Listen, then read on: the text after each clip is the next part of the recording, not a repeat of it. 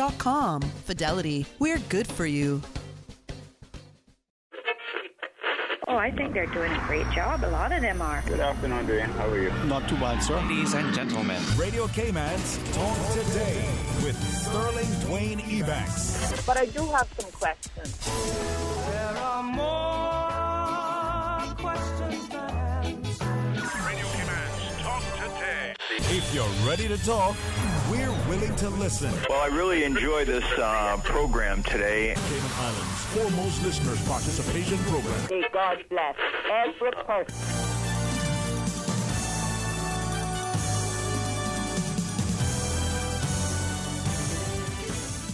Hey, good afternoon and welcome, and thank you for joining us here, man. It is indeed a terrific Thursday.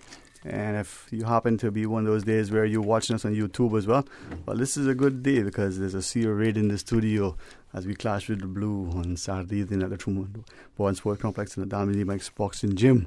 Got a chance to show you some excellent boxing. So stay tuned for Talk Today. Radio Cayman's Talk Today, the Cayman Islands' foremost listeners participation program. We ask our listeners to avoid statements or comments which are abusive, derogatory, malicious, or defamatory. Do not use any indecent language or make any statement which is false or misleading. Email talktoday@candw.ky or call 1-800-534-8255. Courtesy of Flow, Cayman's #1 network that connects you to your world like never before. Let your voice be heard. Once again, here's your host, Sterling Dwayne Ebanks.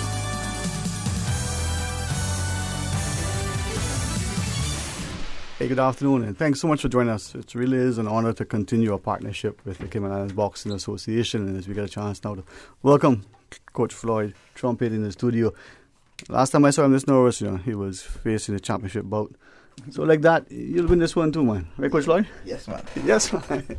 I say this, and I'm really, really so grateful that we can not only allow our community a chance to see the different opportunities through sport in particular that is available for us as spectators, but as participants, as players, and to be able to have this opportunity sort of cross-all and collaboration. Coach Floyd, lots of good fun, man. Yes. All right. Set the stage for us coming Saturday evening at the Dwayne Ebanks Boxing Gym. Boxing at its best. Well, we have Cayman Islands versus Trinidad and Tobago, where we have 6 boxers representing Trinidad versus 6 from Cayman Islands, and we expect it to be a very entertaining and exciting event because all the boxers are basically same skill level and same experience. All right, so kind of like, Cayman against Trinidad and Tobago, sort of like the American commentator when they're watching a football match, World Cup. He said, well, the U.S. got to play 2 countries in one day. No, it's just one country, 2 islands. And just a little bit for you. But as we have boxing, I think as important as it is for the boxers themselves to be prepared, to be skilled, it is the coaches, the managers, the whole preparation organization that makes the boxing not just for the boxers but for the audience to be able to enjoy it. Yes, well, if the boxers are not prepared, they won't really produce a good product on the night. So it's up to the coach and coaching staff and management to make sure the boxers are well prepared. And as we say, have the machine well oiled to work good on that night. Well, I see a well-oiled machine in the studio and I'm so grateful. Take us from the studio and do the honors for us as we bring everybody into the play. Well, first we have coach from Trinidad and Tobago, a good friend of mine, Coach Jason Akwi. You see how he said a good friend of mine, so you know that code. Take it easy, Coach. Coach Jason. Good afternoon. My name is, as Mr. Trumpet said, Jason Akwi. I'm the head coach of the team, Trinidad and Tobago team that will be participating in Saturday's event. And along with me I have 6 boxers. So close, he had it. So cool. Yeah. So I'd like to take time to introduce them now. First we have Mike Innes. We have Blessing Waldrop. We have Kenisha Clark. We have Faith Ramnath. We have Shawnell Hamid. And we have Hakil. Hakil Freitas. Yes. All right. So I'd like just give this opportunity, like to thank the Mr. Trumpet and his team, that's the Cayman Island Boxing Association for their hospitality. And this opportunity, I think, going forward, I think this is so important for us to have these types of exchanges because it benefits the boxers in this region, especially for those big tournaments and in preparation for the Olympics and the World Games. We need this type of, networking, as we say, because we could only benefit, the teams and the boxers could only benefit from events like this. Coach, I appreciate you sharing that, because when we look, especially within the Caribbean region, if Coach Floyd don't mind me sharing just quickly, he did what I did prior to coming into the studio. There's a map right outside the studio. I think it was printed in 1842. I'm not sure. It was printed a long time ago. First, there was no Cayman Islands on the map, so we went and we drew in where Cayman was, right? But just looking at where Cayman is, where Trinidad and Tobago is, and simple line. But to get here physically, unless you're going to sail the catboat, it's going to take a while to get across. Yes. So we're connected, but we're not. Correct. We're close, but we're not. Right. And yet, if we can harness the energy, so we can have that collaboration, we can produce better for the region, Correct. for individuals as well. Correct. I agree with that. Again, as I was sharing with Tristan, that this, with Tristan and Leah, I think this is the beginning of something that going forward would really, really help build our association, build our boxers. And I know the other countries, like, is it St. Lucia, Mr. Trumpet, that has the Creole tournaments. We have the Caribbean, we have the championships in Guyana, both junior and senior, and I think if every country could do something for a month or during the year, it would really benefit our boxers regionally. Bring them across, give them a chance to be, for a couple of weeks. Mm-hmm. Yes, yeah.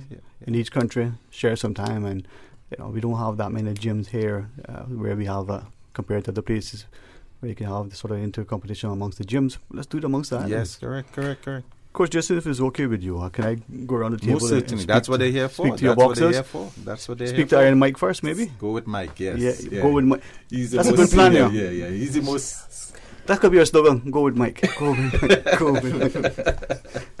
Yeah, man. I saw when I walked into the studio, he looked at me and said, let's go. So I left. Good afternoon to you, man. I understand. I laugh and I joke and I jest, but the only time I get serious is when it's lunchtime.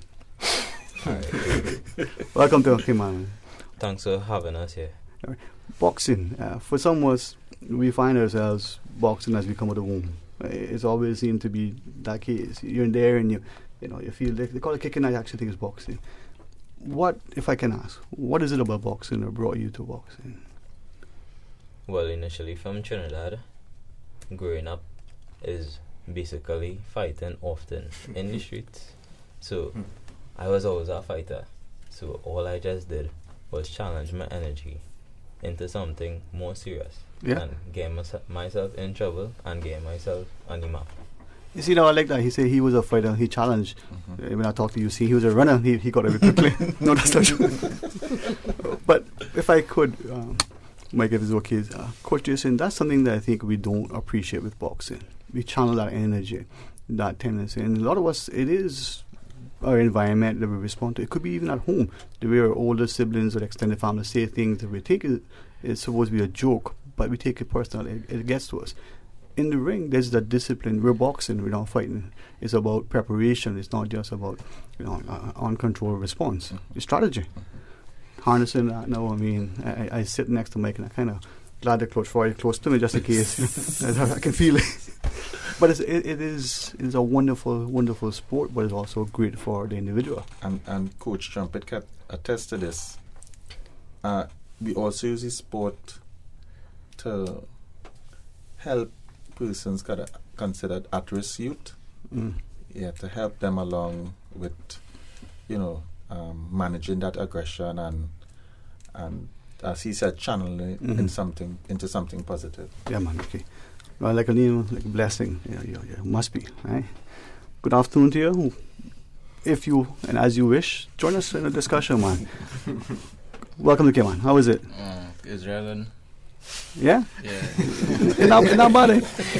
A bit disappointing, eh? Like, what? I walked up the plane and already I'm at the other end of the island. You thought we were bigger, right? Yeah. Oh, man. And boxing for you, if I can ask, what is it? Like, what does it mean? What is it you're hoping from boxing? Well, I'm looking to be a world champion soon. Go to the Olympics. Beat out the little small games and them. But my main focus is the Olympics, 2024. See, that ambition, aspiration, that's the way we do it. Now, if I can, Miss Kanisha. I like the Chanel. No, that's good. Good afternoon to you. Good afternoon. I think back, and if it's okay again, please just allow me to ask, and anything that isn't, you just, I go through to the coach if it's okay. When we look at boxing and sports in particular, sometimes even today, even in this, this here day and month, this year, we always think of men in sports. We don't always see the importance, and despite the many great accomplishments by athletes, male or female. But boxing, probably for women, it wasn't until, the Ali Frazier fight, not Muhammad Ali and Joe Frazier, but their daughters, that people started to look at boxing seriously and to see the skill, the discipline. I think I would put my money on you if you were taking on any of them. A boxer has a presence and a stance. Yeah. With respect to all the gents here, you ladies have that presence and that stance. And Mike said, yeah, she took me out a couple of times. For you? Well, she could. What is boxing? What does it mean to you? Well, I now started off, I don't really have no sort of fight, so I want to continue to see how far I could reach with it. So I'm not giving up, but just going with the flow. That's the thing, you start off and it can take you so many places. In the ring, but outside the ring as well. Yeah. All right. Ms. Faith, good afternoon. What about you? Hey, I'm good. Boxing is everything to me because, this world, it helped me to be self-defense, and I also want to compete in the Olympics. So it's a big dream for me in the Olympics. Well, I say dream more while you're awake, you'll find that it's much more enjoyable. Chanel, how about it? Good afternoon. And listen, just relax. This studio, once you make it here, you've made it in the world. No, other than my mother listening, it's probably no other person, me. So, good afternoon. And thank you so much, man. If you had to pick something other than boxing, would you? No? Why not? All right. No? I believe you. So why boxing? Because, how... Just come a little close. Yeah, pull up my clean. Thanks. It's okay, man. It's all right. They go say, boxing is not for girls. Because it's a hard sport, but, I want to prove them wrong. Yeah. Tell my daddy, he got 7 girls. He taught them all the boxing. No, but coach, if it's okay, we as a society always say that to our children.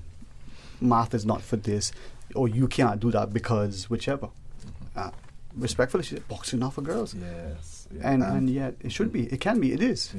Yes. And I could tell you what I think locally our Giselle Salandi, she was our top female boxer.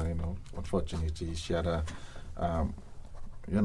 premature passing, but that's how I think she set the stage for our local female boxers when they realized what they could accomplish through the sport. We also had Ria Ramnarayan. She herself did pretty well on the regional stage.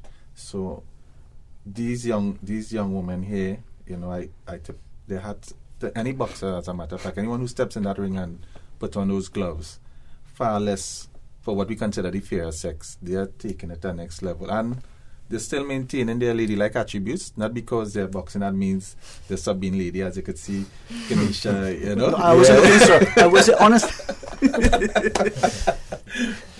But thank you. Yes, so we have this preconceived notion that because you're a boxer, especially as a female, you're mannish. no, these women are really, really a testament to that. You know, there's a sport that you could love, you could like, and as they say, they use the discipline in their lives to, you know, help in every aspect. You know? Yeah. All right. Well, before we go to the break, then, can we speak to Hakil for a bit? Yeah, we had fun earlier. Well, I had fun. You might know. Good afternoon. Good afternoon, man. Welcome. Talk to us about your interest in boxing and what it means. Well, I really joined boxing to lose weight. A good way to lose weight, alright? But after that... You told him about me? But after that, I really started loving the sport now. So, started going serious and want to fight and thing. Yeah. Yeah. Yeah. So, I had to angle management. I had to discipline myself. So, it's a great... continue. All right. Well, when you come back, let's talk about Coach Floyd. Could we also ask more about the event Saturday? Talk about the different bouts and the like. Sorry. I don't know, for some reason I was talking too much and not enough. Not quite sure which one earlier. The phone lines are open though if you want to call and share your thoughts with us. An opportunity and an honor, really, truly a privilege to have in the studio, you know, the excellent boxers from Trinidad and Tobago. Yes, you know, it's only one country. Like Cayman Islands, they got two. Yeah, see, we got an advantage already. When we come back, we'll share more with you. Please stay tuned for Talk Today. King Sports Center Art of Fun Summer Camp is back from July 2nd to August 2nd. Now in its 15th year, the Art of Fun Camp is ideal for kids ages 5 through 10 with activities from football, basketball, dodgeball, squash, rock climbing, arts and craft, dance, singing, and more. Your child can practice physical and social skills while having fun in a safe and secure environment. For more info, call 946-KING. Like King's Sports Center on Facebook, and you can also find them on Instagram or call 946-5464. King Sports Center, providing you with all your fitness, recreation, and relaxation needs. Register before May 31st and save 10% on camp registration. There are plenty of reasons to be a Logic customer. There's lightning fast internet connectivity. There's the great overall customer experience. And now you can improve your Wi-Fi connectivity with Logic Boost Wi-Fi for free. With Boost, you can extend your freedom to stream, game, and download seamlessly anywhere in your home, like your patio or your underground lair if you have one. Sign up now for any Logic Bundle package and get free Boost Wi-Fi for a limited time. Visit logic.ky for details. Support our port, support our tourism. I support building the piers because the cruise industry puts millions of dollars into our economy each year. Without that revenue, young people like me risk facing an uncertain future. Learn more and spread the word. Looking forward, looking bright. Support our port, support our tourism. 89.9 Radio Cayman helps you to weather the storm during this hurricane season. One of the most crucial elements of hurricane preparedness is storm awareness. During the season, it is of utmost importance to pay attention to the latest local weather forecast, as hurricanes do not suddenly form or strike. There are various methods of advanced notification. Utilizing such may be the difference between a favorable outcome and disaster. Both television and radio serve as excellent mediums with up-to-the-minute storm path information in the wake of a hurricane. Another method of tracking a hurricane may be only arm's length away. Your smartphone or tablet can be your most valuable tool before, during, and after a storm, providing countless numbers of apps with crucial hurricane information. Many apps allow you to track storms with moving radar and satellite imagery, plus offer alerts, current conditions, forecasts, advisories, and even video. This hurricane preparedness tip was brought to you by your community radio station, Radio Cayman 89.9 FM. Talk today. But I do have some questions. Talk today. Cayman Islands' foremost listeners' participation program. Talk today. Because there are more questions than answers. What the public is saying. Waiting to take your calls right now. Sterling Dwayne Ebanks. Good. Hey, good afternoon. Welcome back. Thank you so much for joining us. And you know, it is a wonderful opportunity for us, especially for me. I say this sincerely, to be able to look at these young people and to understand that within the region, sometimes we don't respect and recognize and celebrate, you know, all the good and the positive. And I think boxing is one of those things, Coach Floyd, that we probably take for granted. The discipline that they can, the benefits not just for the boxer, but if the boxer was training and played football, played basketball, played any other sport, even swimming, or was in the boardroom as the chairman of the board, that discipline, that strategy comes into play. So, start of the evening at the Dwayne Ebanks Boxing Gym. Tell us more about the bouts we got. As we said before, we have 6 bouts, Trinidad and Tobago versus Cayman Islands. And this has been brought to you courtesy our main sponsor, Elite Marble and Granite, who are really doing a great job in promoting boxing in the Cayman Islands.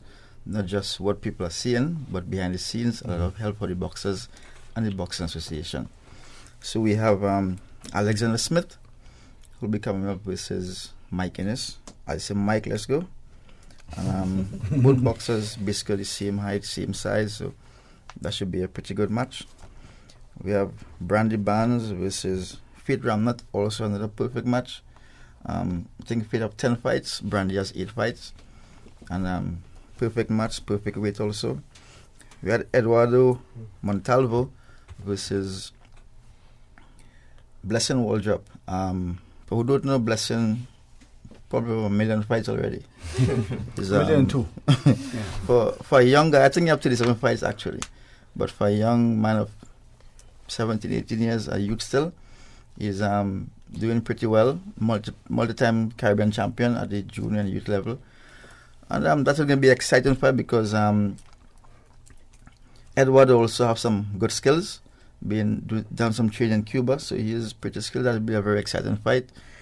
We have in the heavyweight division, super heavyweight division, we have Jaden Eccleston. I call him the Lip because he loves to talk and he's pretty and love to move, and I call him the Lip. He's coming up against Hakil, the Freitas. 2 big guys. And from what I seen this morning, Hakil also can move. So that should be a very exciting fight. Was that because you played the calypso? Or you were moving? Or what was it? Yeah. We also have Hepzibah, who's making a debut versus Kenisha Clark. That will be something to behold because I think Hepzibah is very motivated to do well. And I know Kenisha probably 2 fights or 1 fight. Yeah, 1. Yeah, so that could be a good match also. Not too much experience, no. Everything is perfectly matched. And we have Leah Lajat, 15 years, versus Shonel Hamid. And the same thing, how many fights? 2 fights or 1, right? So nothing too overmatched. Everything is basically close. And we just want to put on a good show. I know the Cayman boxers, they are prepared. And I think the boxers from Trinidad are prepared. Because who don't know, over the last couple of years, TNT have done very well at the local and regional competitions. So I look forward to this being a very exciting card. I'll tell you what, man, I'm excited about it. And the energy that is in the boxing gym, coach. The spectators always get in. I prefer amateur boxing, Olympics and down. When you get into the money part, I know the boxers like that part because that's where they earn their keep. But for the audience, fighters are going there to fight. They're in or to box. They're in there. There's a limited time. There's a lot of strategy, and it's full energy. So for us, start of the evening. What are you thinking? I mean, go home with Trumpet, or we got to keep him? I think Trumpet is motivated to stay. I don't think he'll be anytime soon. He'll be considering. But yeah, as he said, we're here to put on a good show. You know, the boxers have been preparing for this for the past 2 months. You know, so we're really looking forward to this. Our boxers looking forward to this as well. You know, I like the sense of not just camaraderie that I see, but family. And that's what I think boxing is. It's a family. Yes. And despite the competition in the ring, at the end of the day, we're all competitors, but within the same family. And the athletes here, they're phenomenal. I mean, the seriousness, but yet the intended success, the dreams, the desire for Olympic goal, but also for life, attainment, achievement. Akila, if I can start with you on this next round. That's fine? All right. Like you, I think many times we look at ourselves, we look at, well, I'm putting on weight. I mean, you mightn't think of it, but I did that at one point, right? You were like, well, you were actually bigger. Yeah. But boxing can get you to be more disciplined, can allow you to lose weight and get healthier, but you get faster. If it's okay with coach, what else has boxing done for you? Not just self-confidence and self-esteem, poise and the agility, but could I ask what else from your perspective? Well, it makes me real far because I leave my country. First time leaving my country was very bummy on the plane. Yeah. No. Just say bummy on the radio. You got a better word for that. Tell you afterwards. But that's, just to interrupt you, but coach, that is what sport can do for many of us. It's our first time that we get to travel. And sometimes it may be to travel to another part of the country, the larger countries. There are Caymanians who will say, gee, I have never been to East End. Always been in West Bay or been on Grand Cayman, but never on Cayman or Little Cayman. That's within your own country. But to leave your country and go on a plane, even in this century, some people they don't understand it. They take it for granted. And this is what I was sharing with the boxers yesterday when we came in. I said, boxing. That's what I said. I said, look what boxing did for you. Yeah. You understand? No other sport. Look what boxing did for you. So, I mean, it to me, should serve as something to motivate them even more to go, to train harder, to be more committed to the discipline in order to, reap the benefits of it. Okay. If you wish, only if you wish. I mean, and I appreciate you sharing that honesty, and it allows you to see the wider world as it is. Yeah. Dream more, aim higher.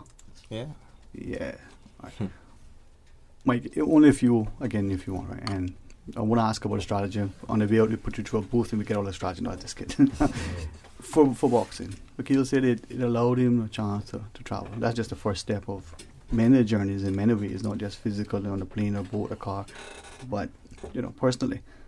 For you, what are you hoping that boxing would do, and what has it done so far?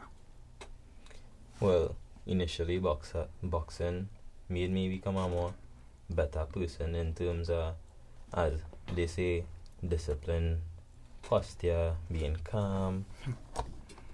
Because, almost everybody in Trinidad have an aggression problem. Boxing has bring it on so cool. And then when, as I did say earlier, I come from fighting on the street, so fighting in the ring was just like, whoa, this thing feeling so good. A different world, huh? Yeah. Well, what we initially does train to do and in boxing is hit and not get hit. That's how boxing is supposed to be, and not everybody had that concept. So even when you're beating up somebody and you're not getting lashed, although they're trying to, it doesn't even feel better. Well, because the motto says stick and move. You know what I mean? Yeah. But I said you're in there, you want to hit, but you don't want to be hit. Exactly. But the next guy, and when I say guy, I mean guy and girl, your opponent is trying to do the same thing too. True. So from that, that's what boxing. I mean, you focus, you're serious. I can see that you're thinking, why am I in the studio, man? I want to be in the ring. I want to be training. I want to be, because there is a focus, a discipline. There is, like anything else, you're preparing for it, right? Other than the Olympics to date now, what has boxing been like? As like Mike say, we Trinidad, if you watch a man too hard, so boxing really is a relaxing sport. Like when you beat any bag and thing, you focus on the bag. And if either, if you guys want to weigh in as well, right? So perhaps you start first, with Kanisha, with you. Is it the same for our sisters as it is for our brothers in terms of when they're going and touring from school, when they're outside the neighborhoods, when they're just in their regular lives outside of the gym? That same mentality of everybody wanting to get a piece of you. Well, for girls, for us doing this will give other girls an opportunity to be somebody, because a lot of talented people in Trinidad is not shown. So we could break the way for them to see that it's okay, they could do it too. Yeah, man. So Blaze the motivational. trail. All right. Miss Faith? being that example to others, but in particular to other women. I can do it, you can do it. Here's the path, and paving it for them. Every time someone see me and say I box, it's like, really? You just box? It looks so small. Yeah, just get out. Boxing is for everybody. Girls, boys. Once they enjoy doing it, go for it. You can be something out of it. Yeah. Right. Chanel, what about you? For boxing, the idea that is it when you're boxing, you're in a different world. When you're training, whether you're in the ring, when you're just preparing for it, that it just brings everything in focus? Yeah, but like for girls, you training hard because we can't take hard training. Not everybody, but you just get accustomed to it. All right, Coach, if I can ask you, and Coach Floyd too, maybe you would jump in. This notion that when we're training, the training for the female athlete, if it's okay, the female boxer versus the male boxer, that we make it the same. Okay, you better at, you can do 100 pull-ups, you can only do 40. Doesn't matter, male or female. Sometimes the women can do more, just good. Or do we modify it for the athlete because male or female? Well, my experience has been when both male and female train together, they benefit from each other. When you subject the females to what the males have to endure as well, it helps them, with that mindset, get that mindset, because as we know, boxing is all about, that digging deep, that grit, so it benefits them that you give them the same and don't make them feel too special. As my mentor, Mr. Alan Joseph, taught me, said, don't feel sorry for any boxer. He says, because when the boxer wins, they celebrate the boxer. But when the boxer loses, they come at the coach. Yeah? So, yeah. Yep. Coach Floyd, that's how it is, huh? Well, actually, they have made my job as a coach much easier. A couple of years back, women were 2 minutes per round, and men were 3. And they made everything as 1. 3 minutes for everyone across the board. So now my thing is that I don't train girls. I train boxers. Yeah, male or female, doesn't matter. Female, yeah. 10 is 10, 20 is 20, because in the ring, it's the same time, I bring it to work. Yeah. And I like that. I like that sense that if we're going to have an equal contribution, have equal participation. And that is what I find with it. Now, we've got a final break of this segment. When we come back, we'll just chat some more. Maybe we can talk more, especially for parents and potential sponsors and spectators, that it's about discipline and posture, and as Mike said, self-control in the ring. And then we'll remind them again about the event Saturday then, what time it starts and the like, right? Yeah. All right. So when we come back, I tell you what, man, get ready to put on your gloves. Can't say let's get rid of a rumble, because apparently that's, Anyway, when we come back, we'll talk more about it. Stay tuned for Talk Today.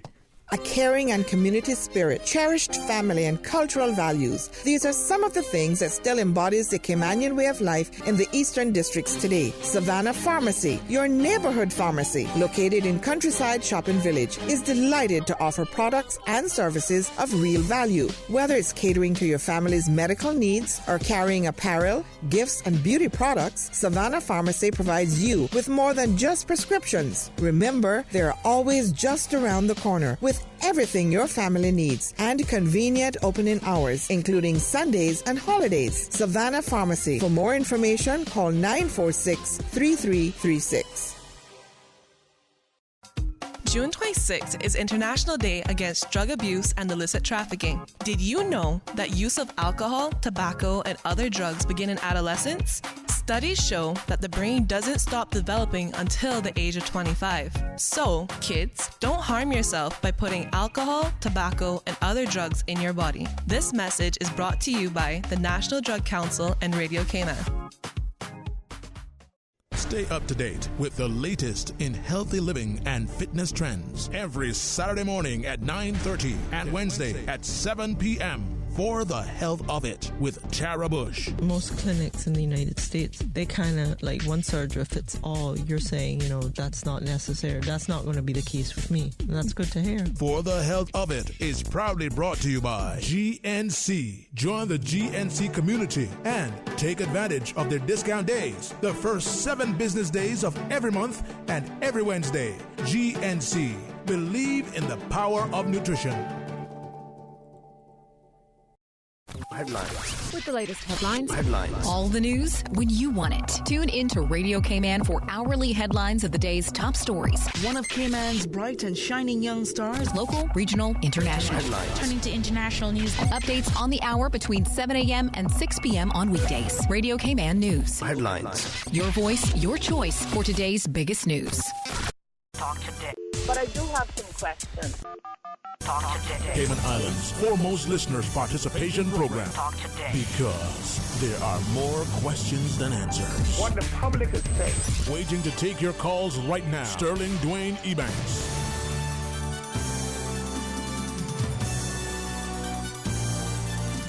Hey, good afternoon and welcome back. Thanks so much for joining us. And it really is a pleasure to allow this forum to help to support and promote the Boxing Association. As we welcome a phenomenal team from Trinidad and Tobago, our very own Coach Floyd Trumpet.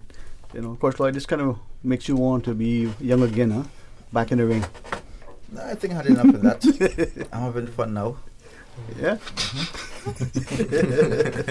Coach Jesse, you think he's being truthful, man?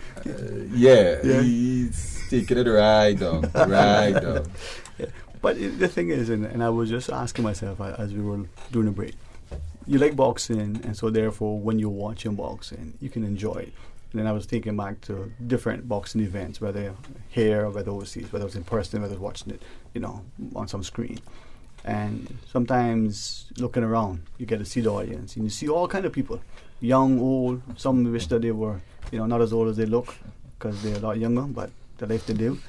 All shapes, sizes, all different professions, and the boxing fan is an incredible person, and something that draws us with. And it isn't just that exhibition in the ring. It's the discipline, I think, that we recognize that has brought that person, that boxer, to that space. So for our audience, as we invite them to come out Saturday evening to see the fight and to support, these aspiring Olympians, these professionals in the making. And who knows, the next world heavyweight champion, or the next world welterweight champion, or the next Olympic gold medalist could be in that ring Saturday evening. Correct. You never know. For that parent in particular who is not so sure I want to get involved, to allow my child, what would you say to him as a coach? And we were speaking about this just this morning. I think there's a lot of misconception about the sport. We only hear negative things associated with boxing. And more than ever, we have so much things in place to protect the boxer now. I think parents' more concern is that they might get seriously injured, or the boxer might be, if they have an aggression problem, and now they become uncontrollable, when in fact it's not that way. As all of the boxers mentioned before, they learn discipline, how to temper their emotions through the sport. It's about getting hit and not getting angry, so you get hit and you know how to control yourself. You have to focus. Okay, I got hit, now I have to try not to get hit again and try and win this fight. And as well as we have so much care towards the athlete now in the sport that I don't think there's no incident, or there has ever been, Mr. Trumpet could attest to this, that we haven't had no accidents with boxers in a long years, many years. So I would encourage parents, especially those with kids who might have disciplinary issues, get them involved in the sport. In fact, we use it in our school system back in China, and Mr. Trumpet, he was part of this too. The kids who they would send to the suspension centers, they would recommend them to do boxing. If I could ask of you, and I'm glad that you mentioned that, and I say this perhaps to some they may look at it political, and that's fine, but more parental, more from the perspective of the educator we talk about the at-risk youth earlier, in passing. We now chatting about that child who may seem to have some discipline issues. And yes, boxing will be beneficial. Now, as a parent, as a person who loves the sport, I'm of the view, and I'll ask your guidance to make sure I'm not mistaken. All of us, irrespective of our physique, whether we want to get physical, strong, mentally, develop a stamina and endurance, and whether we think we have the most self-control and the most discipline, or whether we have an issue with anger management, I believe all of us, whether we're the A student or the aspiring A student, could benefit from the training, the focus, the discipline, the boxing. So you come to it, and it's part of. You're not being political at all. Okay. I think that. I try hard. I think that's right. Yeah, that's right. I mean, it could benefit everyone. Some aspect that you could benefit from the sport of boxing, the discipline of boxing. Yeah. Okay. So before I ask Coach Floyd for some final thoughts, would it be okay if I go around the table again and maybe speak to? I invite any of the boxers who may want to share a thought, a comment, an invitation to the listeners to come out to support, to see the next world champions. I mean, anybody who wishes to start can jump right in. And that if you want to come into it, I mean, yeah, man, join in, because I appreciate your support. And for those who listen, I think this is where fathers really shine. They're always in the background. They're right there, whether they bring in the water or whether they bring the wallet. They always support it. Right. Yeah. Well, I just want to say, supporting the boxers, and I was one of the supporters. Plus, I'm working with the coaches too, and I'm learning too. Yeah. They are showing me a lot of things. And I'm working with my daughter also back home. I'm doing a lot of work with she to make sure that she really wants this. It's not an easy road. And I just call trumpet, every often, but little advice here and there, and but I just want to say, for the boxers and them, all they're doing a good job. And just keep it up. And for the Caymans, watch out for we, And thanks for inviting us. We do appreciate it. It's a pleasure that we could help us, and it's important. And we watch out for we, yeah. Anybody in the day want to share anything? Mike? I believe everyone in the country should come out to see Cayman Islands versus Trinidad, because for one, I know the Cayman Island boxers put in some hard work, because me and Mr. Trumpet does talk on and off. I just observe him training these guys, cause I know my thing too, but I know he does coach hard, because he was our national coach as well. I know he's a good coach. And Trinidad come from a long way. I know the flight landing was hard, but we come to pawn our show, and we didn't just come to pawn our show, we come to take goal. So everybody need to come and come and see this thing happen, and come and see some true skills. See the hard work pay off. Coach Floyd, and that is, I can see very evident that the love, the respect, admiration, but the friendship that you will still enjoy, with it, and that welcome hospitality. He's just been a natural transition, natural part of the community, And I think it was because it's not the first time around. But for Saturday, it's 7 o'clock. What time? What time should we get there? 7:30 gates open. First fight at 8. Okay. And the Dalmini Mike's boxing gym. So anybody who's not sure, on your way to the Lions Pool, the trauma warden to UCCI is right there. If you don't know where it is, I'm not say anything about that.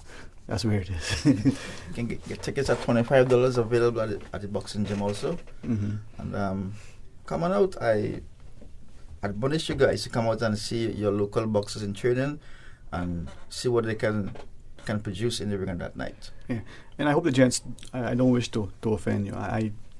Maybe it's because I have like 50,000 sisters, I'm not sure it is. Come from a big family of sisters. But there's something about how women have advanced in their society, yet the challenges that they have. And I'm inspired by watching a father be so supportive of a daughter. To me, that is something that is important. We often see the dad with the son, and protective of the girl, which is understandable. But Coach Jason, from that perspective, as the as the audience comes out and they see the ladies boxing, whether they're being mindful of the fight with, Layla Ali in particular, or whether they've been watching just from the Cayman context, the success and progress of Brandon Barnes, for instance. Here we get a chance to see something that is important. What would you say in closing to the listening public out there about coming out Saturday and being a part of the event? This will remove all misconceptions you have about the sport of boxing. You'll see performances of your local boxers as well as our team, and you will get to see as well the importance of the sport. You'll see the young women, how they put their work in, and the way that they carry about themselves even though they're not in the ring, so so I ask you all, the public, to come out and support boxing. It's one of those niche sports that persons, for some reason or the other, don't really support, but it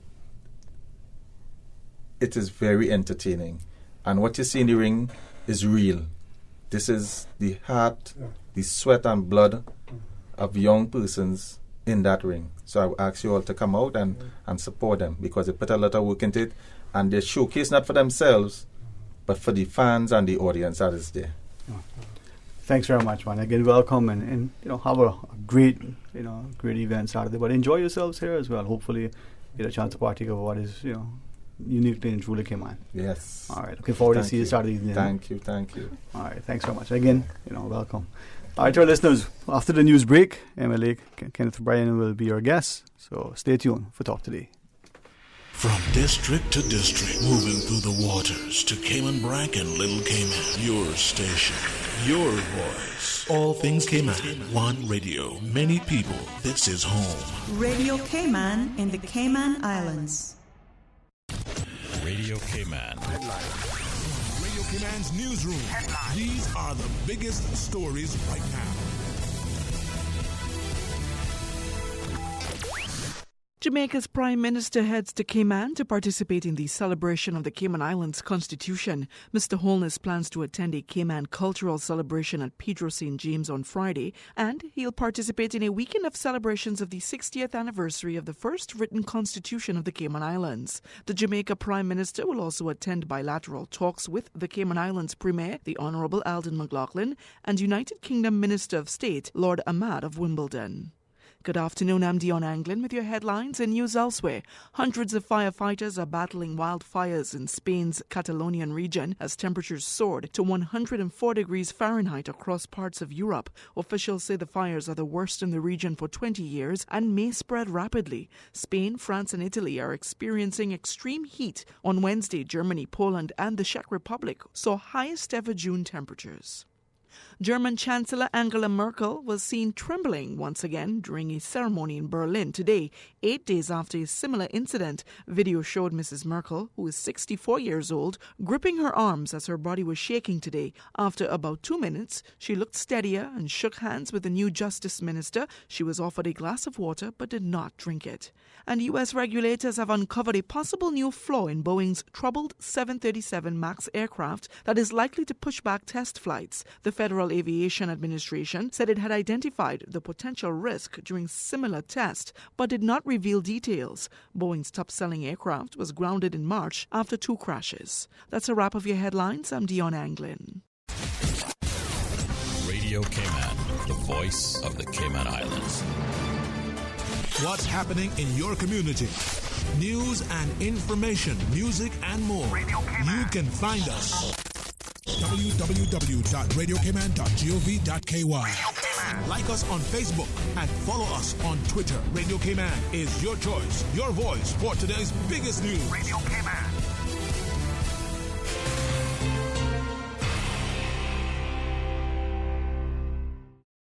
Radio Cayman would like to encourage you during this hurricane season to be prepared by stocking your pantry with extra non-perishable foods that can be eaten without cooking. Remember to put your refrigerator and freezer on the coldest setting to avoid the least amount of food spoiled to your fruit trees, including coconuts and vegetables from your garden. This hurricane advice was brought to you by Radio Cayman, your caring community radio station. Did you know that recycling collection containers are located island-wide in Grand Cayman? The Department of Environmental Health's program is an integral part of DEH's waste management responsibility in the Cayman Islands. Start your recycling program at home today. Put your tin and aluminum cans in appropriate DEH recycling containers at all Foster supermarkets, Kirk Market, or Hurley's Grand Harbor. Help keep the Cayman Islands clean.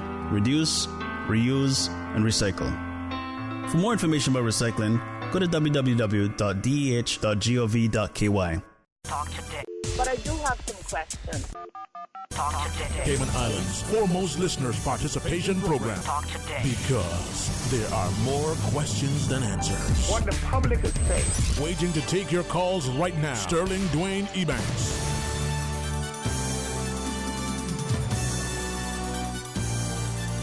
Hey, good afternoon and welcome back. Thank you so much for joining us. 949-837, 949-6990. And as we get settled, as we had, promised and expected, we now have the wonderful company of MLA, Mr. Kenneth Bryan. And as we, get into our discussion, just a quick reminder on behalf of the Cayman Islands Boxing Association to be a part of the wonderful bouts this weekend at the Dwayne Ebanks Boxing Gym. And hopefully you come out, and if it's something that you're not sure about, maybe you've never watched amateur boxing before, you have some reservations and misconceptions or even perceptions, come and see it. It's a wonderful opportunity to be a part of it. Mr. Bryan, so good afternoon to you. Welcome. Thank you for joining us. Good afternoon to you too as well, my brother. It's a pleasure to be here.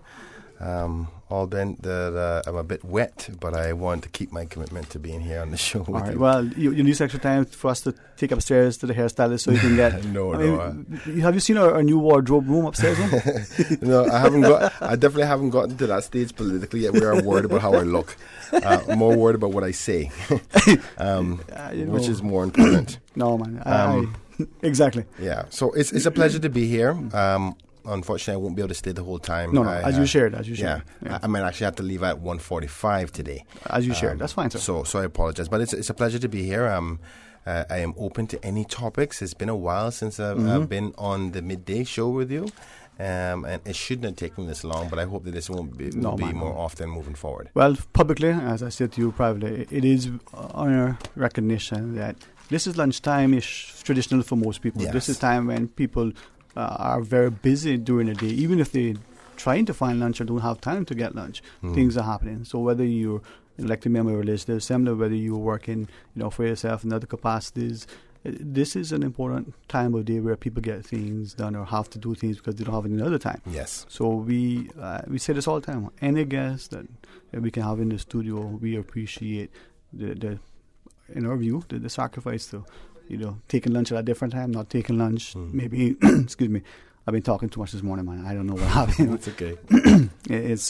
I've come to find out that if you present too much too early, when you come to having to do your job, you may kind of find yourself. But no, it is a recognition and certainly a great appreciation. Well, I'll say this: in the world of politics, there's no such thing as lunch. It's grab and go. Grab and go? Yeah. I only get the honor of actually taking a break and having lunch, usually when in Parliament, where the speaker breaks properly. Outside of that, even if you're having lunch, you're actually working at the same time. There's numerous times I'm eating lunch and I'm on the phone while I'm trying to put something down my throat. But I enjoy representing my people, so it's not a big of a deal to me. Not at all, man. But thank you very much. And as you shared, MLA Kenneth Bryan will be with us until he has to go away. He did share initially in accepting the invite that there are other commitments on today very pressing and time sensitive. So we thank you for whether it's half an hour, whether it's an hour, whether it's 45 minutes. We hopefully will make good use of it. Yes. And as you shared at the outset, any listener that has a particular comment that they want to share, the phone lines are open. But the floor is open for everything. Well, unless there's something specific that you would like to share. You go first. It's so interesting. I'm soaking wet right now from outside in the rain, and obviously I think many people probably have done or will be doing or had a discussion over the last 2 years about 2 days about the rain and the magnitude of it and what it done, particularly in Georgetown. And it seems like we're getting a good dosage outside as we speak again, which brings up my concern about my constituency, Georgetown Central, and particular areas in my constituency where the water levels are really bad, particularly when it rains. it's becoming annoying now, where every single year we have this problem and there seems to be no game plan to address it. I recall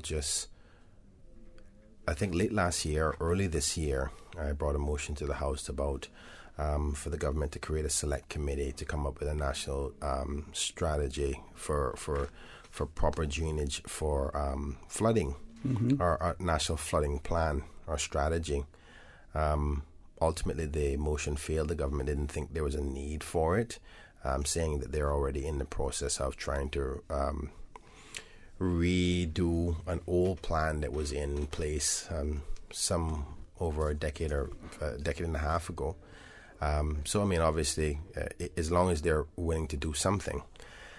But I'm not sure how much longer my people can be suffering as a result of the low-lying areas as well as development around them, which continues to make a bowl in certain areas, and they continue to be affected because the only way to get around it is if you rebuild your house 4 feet up in the air, and a lot of my people in my constituency don't have that disposable income to do that.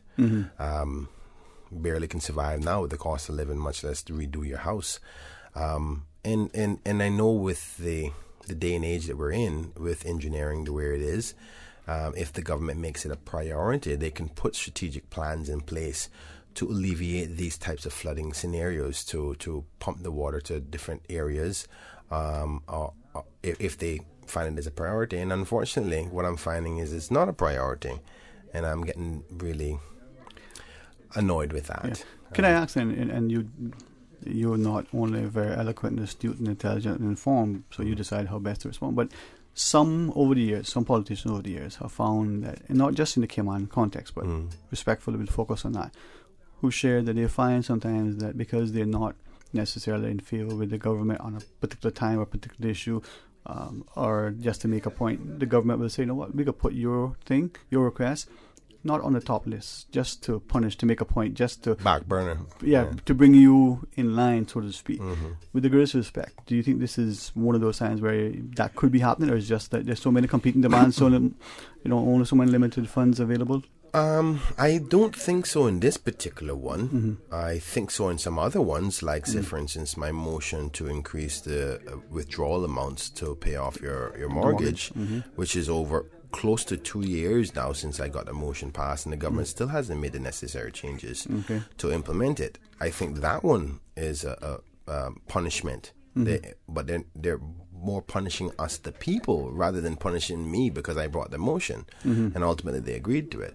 In this case, I think that the government is not putting it as a priority more than anything else.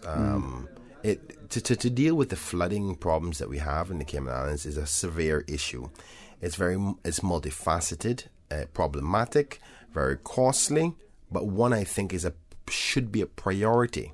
And unfortunately, why it hasn't become a priority is because most people who are affected usually are people from low-income communities and are not seen in the political arena as the persons of priority. If flooding was a major issue in a neighborhood where multi-million-dollar homes were, and major decision makers like CEOs and major owner of companies and the like were there, they would move a lot faster. And that's my perception. I have no facts to back it up. I'm only going based on what I've seen over the years and the common sentiment that I get from the people in the community. And I believe that, unfortunately, it's people who have been put in situations that they don't have the money to get themselves out of. Usually, if a person is barely buying a piece of property, try to buy it cheap, they didn't have the excess amount of money like some other persons who will say, okay, I'm going to add another $20,000 or $30,000 worth of fill to make sure to bring it up 5 feet higher, that in the long term, 15 years from now, even if anybody else builds around me, it still won't affect my home. And not only that, based on lack of income, we will more likely to buy land in not high areas. It's the cheapest area that I can get it. And the cheapest area is usually the areas that are more prone for flooding. So ultimately what you have then is, unfortunately, the people who are more the flood areas are people who are less fortunate financially. And to solve those problems, they're not seen as the priority. But in this case, they're my people. And I think every Caymanian should be seen as a priority. I'm only putting this as my perception. It's not like we don't know that Martin Drive and North Sound Road and lots of parts of Shedden Road has been flooding for, I'm 38, going to be 39. And as long as I've been alive, flooding in the seam areas has been a problem. So it's not like consecutive governments don't know that Martin Drive in Central floods out every time it rains. So in my mind, I go, well, why is that not being addressed? Is it because they don't care? Is it because they're afraid to address the problem? Do they think it's too costly? At the end of the day, I don't see that it could be potentially too costly when you're talking about the lives of Caymanian people. So at the end of the day, I think that the government needs to change their priority list if that's what the problem is. Here's another concern I have. We know that the Cayman Islands is a very flat jurisdiction. We know that the water line is really close to where the land level is. Probably a difference of 3 feet in most cases, right? But we refuse to put in policies that mandate people to build higher. I guess they allow it, they encourage it, but don't insist on it. Later on, we've heard of situations like, say, for instance, the Cumber Avenue area in Boston Town, where the government tried to assist in that area, and it became costly. I think it's going to be at one stage, sooner or later, where that the areas that are of concern, like, say, for instance, Swamp, better known as Washington Boulevard, or Washington Boulevard, better known as Swamp, will eventually get to a stage where development around it will turn that into a bowl, and people are going to literally have to do a national emergency and evacuate because the water won't go away. And then what we're going to have is a state of emergency, so to speak, where persons are displaced and there's going to be a cost to government. I think we try to predict these problems. Our country has been flat forever as long as we've known it. It's not like it's a new secret. And if it becomes a costly exercise to mandate persons to increase their property levels, maybe we can do incentives to say, okay, then once your land is filled, we'll increase it for the house size of fill up an extra 3 feet, just to make sure that you're safe. So say, for instance, the average house is square footage of 1,600 feet, right? 600 square feet. You're talking probably about 7 loads of mall.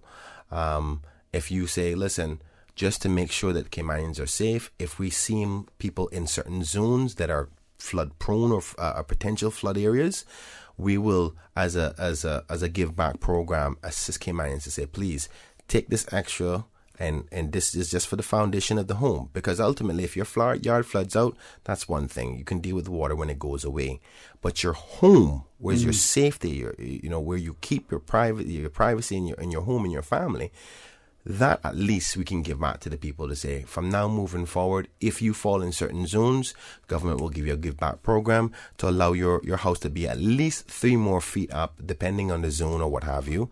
And it shouldn't be too much of a high cost if government does it in a large scale. You're talking about 8 loads of yard. If you buy it in large bulks, maybe $3,000 worth of soil or mall, so to speak, and encourage people to do that. But we continue to allow persons we've seen new developments within the last 5 to 10 years being built in zones where flooding still happens. And I still don't get where we're not taking this as a serious concern. Now, there's a lot of people in the world who don't believe in global warming. But whether you believe in it or not, I think it'd be better to prepare for something just in case it is real until the evidence is proven. Now, I am one of those persons who think there's some legitimacy to that argument. There's signs that you cannot answer to say, well, boy, why is certain things happening? So let's say, for instance, if global warming was real, the fact that we're on an island, we're flat, and water levels could potentially come up, what do you think is going to happen in these areas? And isn't it not better to be proactive than reactive? These are the types of things that I'm concerned about. And it goes back just again to Central and North Sound Road, where we've known for at least 40 years since I've been alive that Martin Drive floods. Has anything been done other than some drains? A drain can only do so much. And I know I'm being long-winded, but a drain can only drain water to the level of the water. You understand? So people like, I've had situations where I've gone to NRA and asked them to say, listen, can I put a drain in this area? I said, yeah, Mr. Brian, we could look into that, but drains only can do so much. So if the water level is higher than the drain, the water ain't going to go anywhere. Mm-hmm. And this is the types of things that we're facing in areas in my constituency, and I'm almost certain in many other constituencies across the country, whether it be West Bay, whether it be Bordentown, East End, and the like. And these are types of issues I would like to see the government address, because it affects the life of human beings. We have rainy weather every single year. The NRA crews, and I give so much credit to them because they're working with literally a skeleton crew, where when a rain comes, you have over 4,000 or 5,000 drains. Everybody expects you to pump out all at one time. And in some cases, you pump them out as much as you want. The water still ain't going anywhere because the water levels isn't low enough. Mm-hmm. So it's a matter of tides and the like. But I know with the type of engineering and technology efficiencies that we have today, there has to be better ways that we can alleviate water problems. We have, what do you call them again? Levees. You have holding ponds. If you create strategic areas to say, okay, this area floods a lot, we can put a pumping system. A mile down the road, there's a holding area for water. We'll pump it that way because it doesn't go down directly. So I don't think we're taking a holistic view of it. We on a very limited scale, revisited some of the discussions we've had over the years with a number of the older, more sort of senior, experienced members of our community, including some of the sea captains. And because of the rains in the last couple of days, I just made a phone call, sat and chat with a couple, and they reminded me of culverts that existed within just the Georgetown area. Yes. And their view was that over the years of development, either we didn't know they were there and didn't care, we just covered them up, or we were not cognizant of why certain areas got built a certain way and why others didn't. And they were sharing similarly now, maybe more difficult now to employ that, similar to your pumping stations and the like, because of development. Yeah. Well, and this is why I think that we should get on this national flood strategy plan from now, because obviously we hear about the projected developments that are coming. And if you don't put these infrastructures or some sort of conceptual infrastructure in now, even if you don't implement it right away, from before for the rest of the infrastructure start to come in the buildings and stuff, it's going to be so much harder to implement them later on. For example, one of the biggest issues that I have is that on the Crew Road area, which is my constituency as well, the normal flow before the Linford Pearson Highway went in was that most of that water would flow from Crew Road area over to this swamp that is the swamp lands that is close to the bypass now, and then slowly flood out to the South Sound area. That's why it was called Red Bay, because the bay was so red with the waters from the mangrove trees. And that's why the bay was so red. So the water used to naturally flow. Now, you put in, for one, loads of different development on Crew Road, and then you also put in a new road structure. And that road structure almost comes as a wall barrier from that water flowing on its natural way downwards out to the what you call South Sound marina area, where the South Sound dock is. And that's why you see in certain times of the year that whole place is red. It's because the natural flow of water comes up from the ridge of Crew Road all the way down, and we put this new road in place not thinking of, well, where is the water going to flow? Now, I also investigated to say that they have put some systems underneath for it to flow. But it's like, say, for instance, you put up a wall and then you put a few pipes in it. The flow of water just flowing straight across the wall if the wall wasn't there, as opposed to some diameters of water. The water will never flow as fast enough. So it could affect you in different ways. Mr. Steve McFeeler reminded us that there was, a wooden bridge. The first bridge was in the Crew Road area, a long time ago, and recognizing that. So as we go through the phones and continue the discussion with MLA Kenneth Bryan, the idea you mentioned, rainwater runoff, storm management and drainage systems should be a national priority. Let's go to our phones though. Hey, good afternoon and welcome. You're on Talk Today. Yeah, Mr. Dean. Hey, my friend. Good afternoon to you. All right. Mr. Bryan. Good afternoon, sir. Let me rewind you for a minute. Okay. You just said if climate change is real, You don't believe it? I didn't say that. I said that some people don't believe that it's real, and it's a matter of different people's viewpoints of the facts that are out there. Well, based on if these people believe it or not, we gotta do certain things, certain ways. We can't just solve the problem.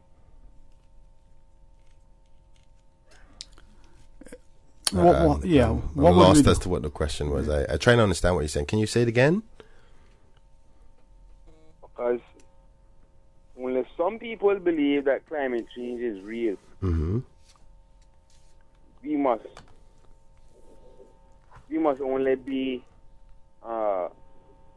addressing the problem certain ways. Like the way that we can keep on spending money to try to fix the problem. Huh? Sorry, caller, I'm not understanding if that was a statement or a question. Are you asking me that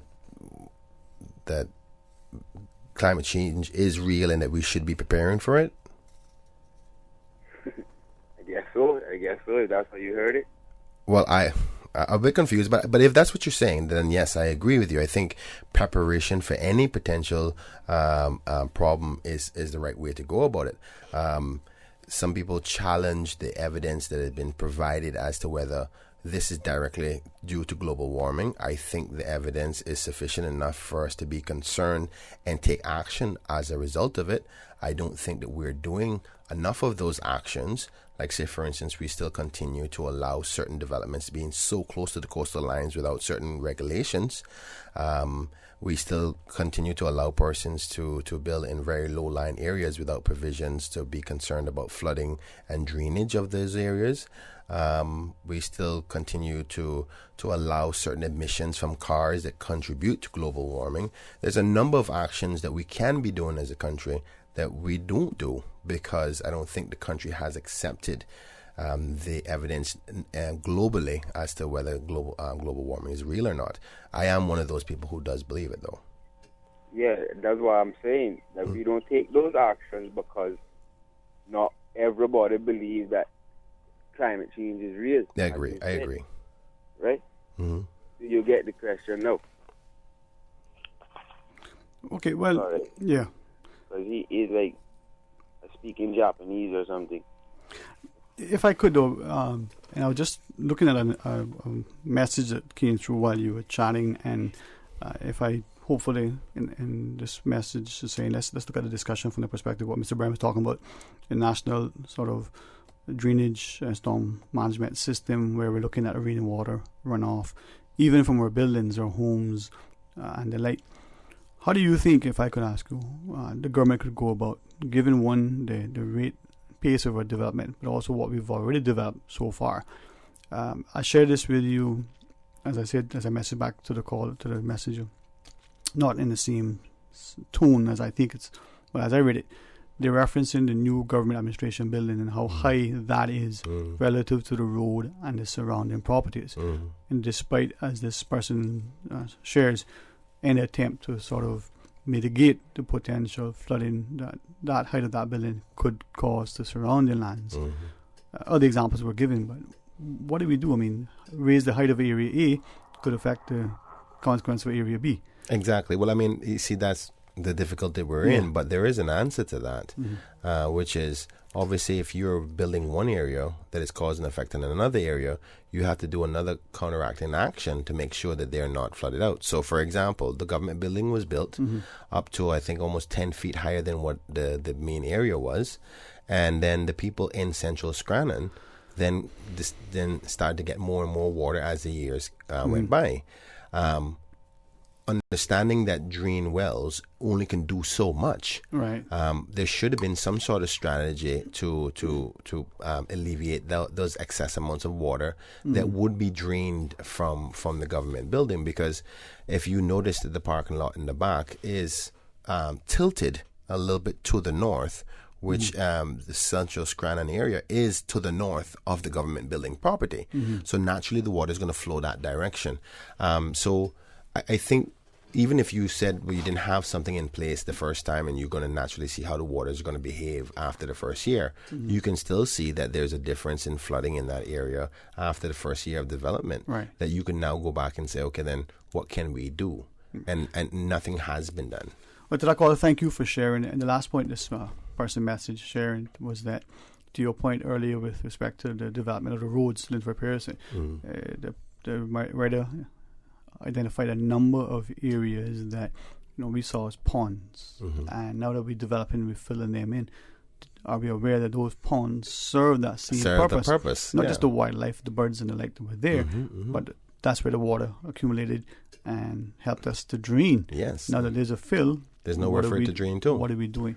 All right, I think we have a quick little break to take, and then when we come back, Mr. Brian, you're here until you have to be elsewhere. Yes. When we come back, we'll talk about some more stuff if you want. Of course. All right. Stay tuned for Talk Today. Sometimes having a middleman is not a bad thing, especially when it comes to insurance. Do you know that when it comes to cost, ease, speed, and peace of mind, insurance brokers ranked higher than when customers buy direct? So, for all your insurance needs, call Fidelity Insurance. We're the middleman you want. Call us today at 949-7822. Fidelity. We're good for you. Dessert lovers, Exquisite Edibles presents an exciting series of cookie making and cake decorating workshops with award-winning cake designer Daniel Catan at Savannah Primary School, Tuesday, July 9th to Sunday, July 14th. Sugar roses, buttercream, fondant, 3D cakes, cookies, and a wedding cake masterclass. Beginners and advanced learners are all welcome. Price ranges $150 to $200. For more details and to register, call or WhatsApp 917-5538.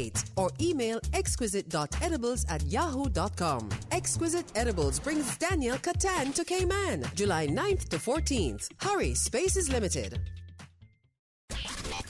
The Talent Exposition of the Arts is now 18 years old. Cayman, get ready! The new South Hub Community Foundation presents the 18th Annual Talent Exposition of the Arts, Sunday, June 30th at the Hawkwheel Theatre. Take in awesome performances by Caitlin Tyson, UCCI Performing Arts, Liana Da Costa, Georgetown Primary School Performing Arts, Erica Rocket McBean, along with special appearances by gold medalists Stella Marie Junior Dancers and MCs Andrel Harris and Anika Connolly. Part of the proceeds from the Talent Exposition will go to support the Francis Buttons Children's Home. Prepaid tickets are available at Funky Tanks and Winner's Circle for $10 or $15 at the gate. The 2019 Talent Exposition of the Arts from 5:30 p.m. Sunday, June 30th at the Hawkwheel Theatre. Get your tickets today. Did you know that once properly sanitized, some tinned food items may still be safe for consumption after coming in contact with floodwater? In order to properly sanitize these tins, always remove labels and then wash tins in a strong detergent solution using a brush to get rid of excess impurities. Tins must then be immersed in a solution made of 2 tablespoons of chlorine bleach per gallon of water for 10 minutes. Ensure that containers are air-dried before opening. For more post-hurricane food safety tips, visit the DEH website at deh.gov.ky. CUC advises participants in the Green Iguana Culling Program to exercise extreme caution around the CUC's poles and power lines, especially when extracting iguanas from trees or branches that are in close proximity to poles and power lines. Participants should keep all objects such as poles, sticks, or hooks away from any CUC equipment to avoid any electrical contact. For further information, please contact our customer service team at 949-5200 or via email at service@cuc.ky. From happy beginnings to happy ever after, BritK protects your lifestyle with the best insurance cover at the best possible price. Health insurance with far-reaching benefits. 95% of claims settled in 5 days. Low-cost life insurance. And investments. Security in retirement. With a custodian pension plan. For happy beginnings and a happy ever after, visit BritK.ky or call 949-8699. BritK, where people come first. One TradeX knows there's more than one way to invest. One TradeX is the Cayman Islands' only fully licensed online broker-dealer, offering discount trading services to individual investors and traders, hedge fund managers, and family offices. One TradeX has the most competitive online trading prices of any offshore broker worldwide, with no custody or management fees, free demonstration accounts, and no charge to open an account with a $5,000 minimum deposit. Trade stocks, options, futures, bonds, and Forex. Learn more and open your free demo account today at OneTradeX.com. OneTradeX, the Cayman Islands' #1 choice for online brokerage. OneTradeX is licensed to conduct securities investment business by the Cayman Islands Monetary Authority. Support our port, support our tourism. You know government's responsibility is to create an economic environment where Caymanian businesses can thrive. The cruise industry brings $200 million worth of revenue each year. The cruise berthing facility will protect and grow the cruise industry, providing entrepreneurial opportunities for Caymanians. Looking forward, looking bright. Learn more and spread the word.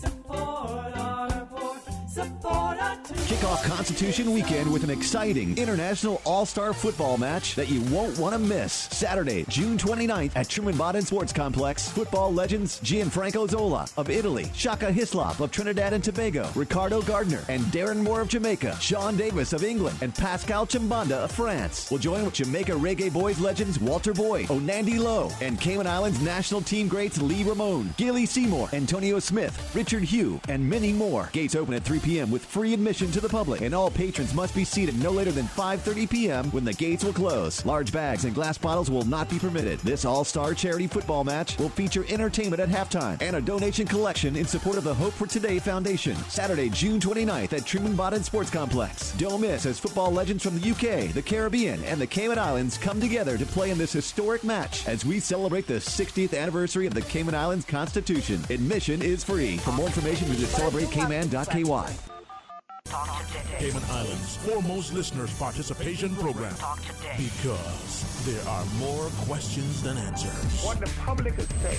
Waiting to take your calls right now. Sterling Dwayne Ebanks. Hey, good afternoon and welcome back. In the studio, the good company of MLA, Mr. Kenneth Bryan joins us.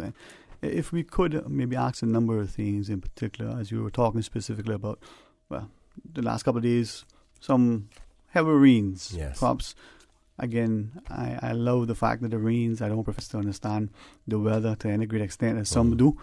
I'm told that these rains are just at the beginning. They're not unprecedented. In fact, they're small compared to what other times. Like, right? And what may lie ahead. If I could, though, ask about two things. The airport and the seaport. The airport specifically, if that's okay.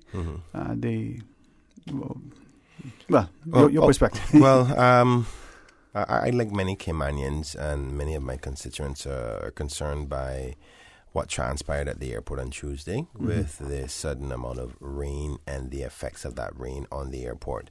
Considering the fact that it's $60 million plus being spent on the airport, and that to have an incident like that tells me that something was not in the appropriate order via the engineering or the setup of the operations of the airport.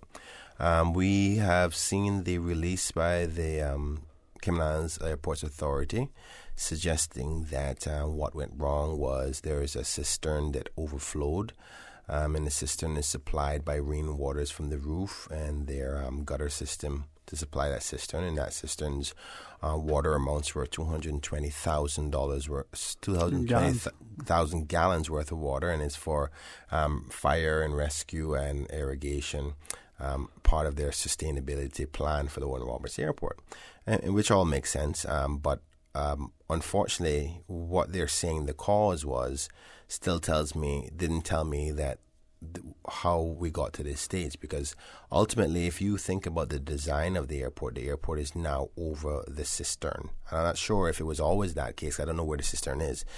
As you can imagine, the airport has expanded. So the cistern could have been outside the parameters of the airport before, where we never had that problem before. but now maybe it's inside the airport zone. And this is what I'm speculating, because they said that most of the flooding came from the departure area.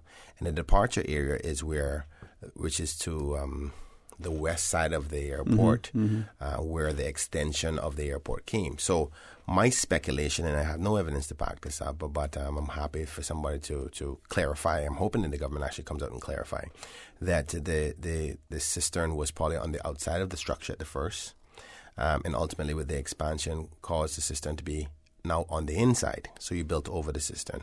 Either way, even if the cistern was always there, it doesn't matter. What the bottom line is now the cistern is under the airport. And with the system set up where they collect the waters from the roof into the cistern to collect the water, which is an appropriate thing to do for collection of water and preparation.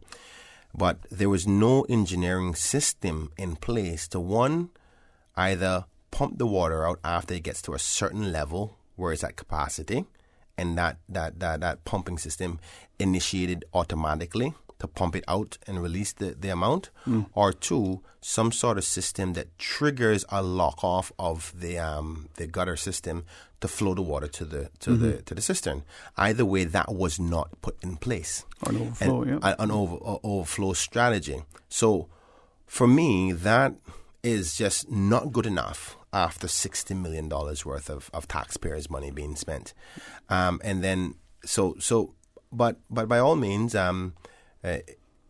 mistakes happen. So I'm hoping that, outside of that release, which didn't say much other than what the problem was, but they also need to explain why that system wasn't in place. But the thing that I also am concerned about is that it says that the water was only to the cistern problem. As far as I've seen by pictures and by earlier accounts this morning by eyewitness, that the roof was leaking as well, which creates an even more serious problem, because that means there's something went wrong from the top, not only from the bottom.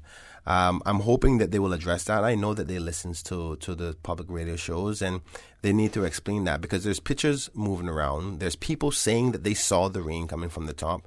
Is that isolated? Is it specific to one area? Is there a design flaw? There's a lot of reasonable concerns by the community, as well as myself as a representative. I'm going to be asking on the floor of the House, can you rectify these accounts? It's $60 million of our money is a lot of money that you have to be held accountable to.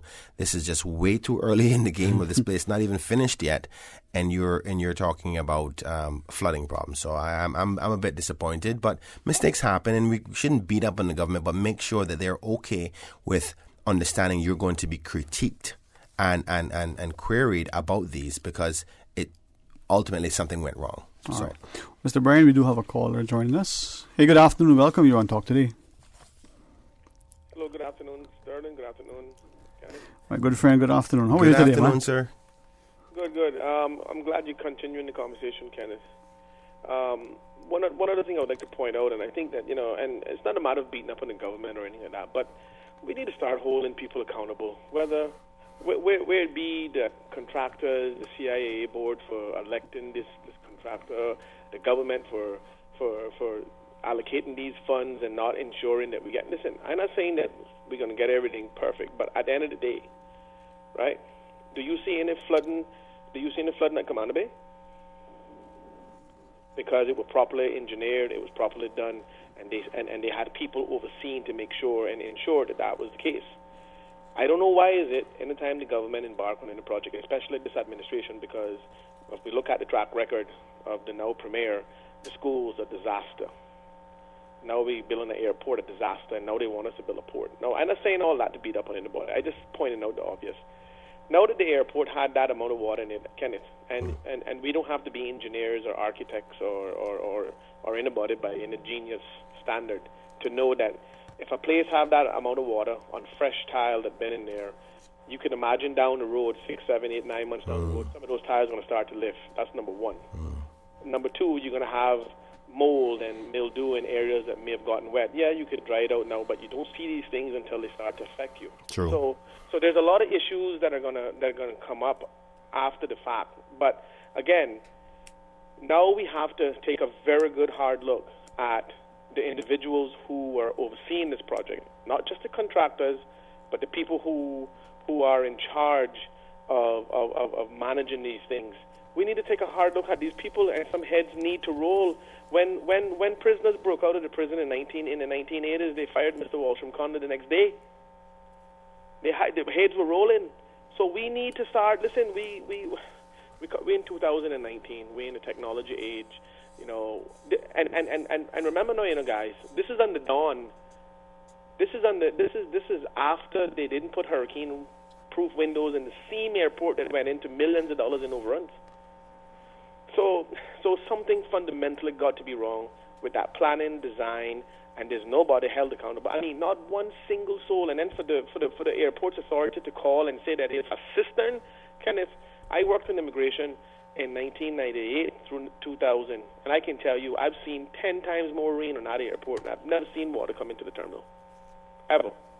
Even when we had an outside booth where we were stamping passports on the old airport, we never had that flooding. And caller, can I ask you something? One of the things I was trying to figure out was whether that cistern was always underneath the initial airport, or was that a cistern outside of the frame of the original airport, and because they expanded it, it then caused it to be under the airport. Are you aware of that info by any chance? Well, I'm not aware of any of that, but even so, can I think about what you just said? Think about that for a second. If we're building a $60 million airport over an existing cistern, wouldn't you think that would have been a point of concern? Yeah.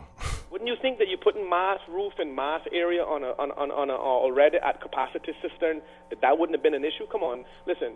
I'm not making no excuses for none of them. You know why? Because here we have a airport that's gone into overruns, an airport that is not designed to be efficient. It's already at capacity.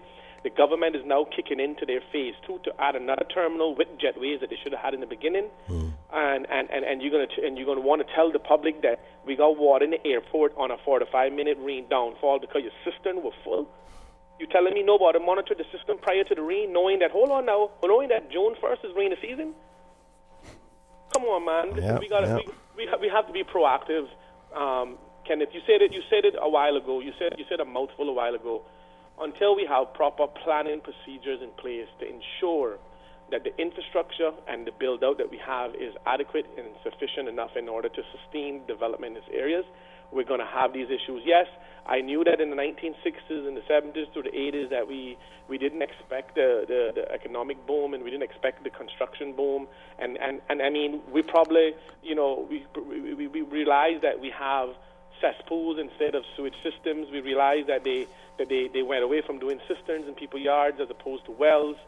These are all the type of planning that need to be put in place. Now, no new dwelling should be built below water levels or water lines as of 30 years ago, because you realize from the early 1990s we've encountered major low-lying flooding. The government has always been aware of these things, but yet they fail because they don't want to upset a certain demographics of people.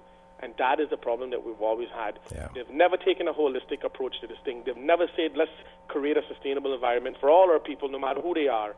And that is our main key issue. They don't care about the people in Georgetown Central, Kenneth. They don't care about the people on Eastern Avenue. You don't see just recently we got pedestrians with lights on it in Eastern Avenue after we had public outcry. But I bet you go down West Bay Road, you see lit pedestrians. So we need to stop ostracizing people simply because of the demographics or the family or the color of their skin, and that is alive and well in our society today. Yeah. Nobody can tell me no different. Yeah. And unfortunately, my friend, you and I both know that we're going to always be fighting an uphill battle. But these platforms, and I thank Radio Cayman and all of the platforms that has these conversations, because it's important that we talk about these things. And now we're going to sit back here now and give them a blight for having a $65, $70 million airport, expose our stayover passengers to that type of risk, knowing that that's 80% of our overall revenue that come from tourism. The government should be ashamed of themselves. They should come out, man up, let's fix the problem. Okay, guys, you're going to get public rhetoric no matter what, whether you do good or bad, you know that. But in the smoke of all of that, do the right thing. That's all we want to do. The CIA board need to be revamped. And all of those people that don't have a clue as to what's going on in that industry need to be removed because of the party favors and the family favors. We got to stop this foolishness. Turkey politics need to come to an end in this country. Anyway, guys, I had enough to rant, but I'll listen in. All right, thanks, man. Keep up the conversation. Thanks, my brother. Thanks my brother. You know, one of the concerns when you were talking about the port, and I want to condone everything that Mario said. Mario, I think him and I see a lot eye to eye on much of these new topics that are out there. But one of the things that is worrying for me now is this. We have a serious debate before this country about a multi-hundreds of millions of dollars port that the government wants to embark on. It's a very serious decision for all of us. You're going to be affected whether you live in East End, West Bay, Northside, even Kim and Brack, because it's financial obligations. It affects our importation of goods. It affects our tourism product. So it's going to get each one of us in either a positive way or in a negative way. Here's what the effect of the airport has now done to the port. Mario just touched on it a little bit, but this is real stuff that people are talking about. Mario suggested that this is the administration that did the school, and it seemed, and to sum it up in a word, screwed it up. They're doing the airport. This mock-up looks like it's screwed up again. Multi-millions of dollars.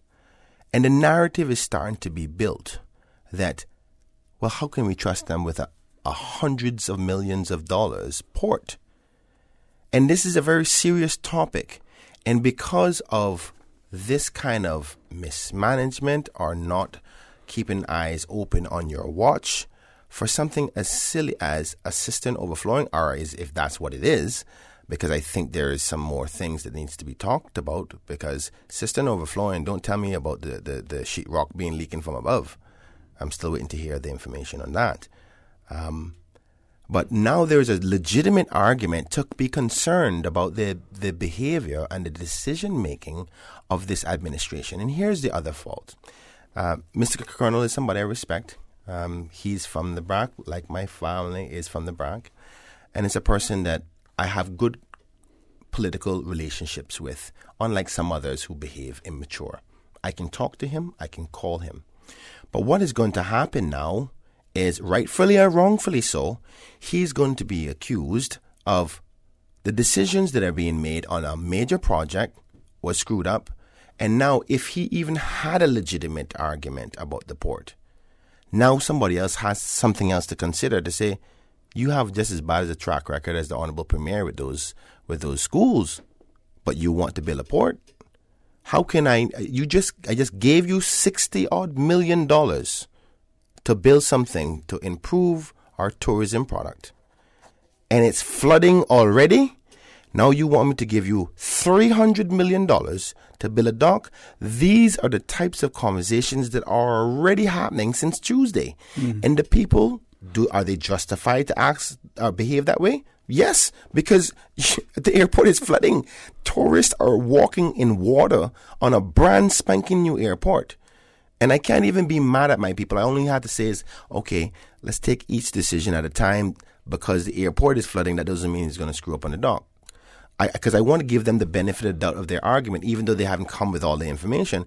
But these sad decisions are sad examples or past behaviors is what's going to affect a very serious discussion. Because I want this port thing to be done right. And I tell you what, from a political perspective, let's be political for a minute, right? Because I try to be balanced. But from a political perspective, they screwed up again. Now it's going to be even harder for this administration to convince the people of this port. And it has nothing to do with the port. It has to do with your decision-making or lack thereof on another major project.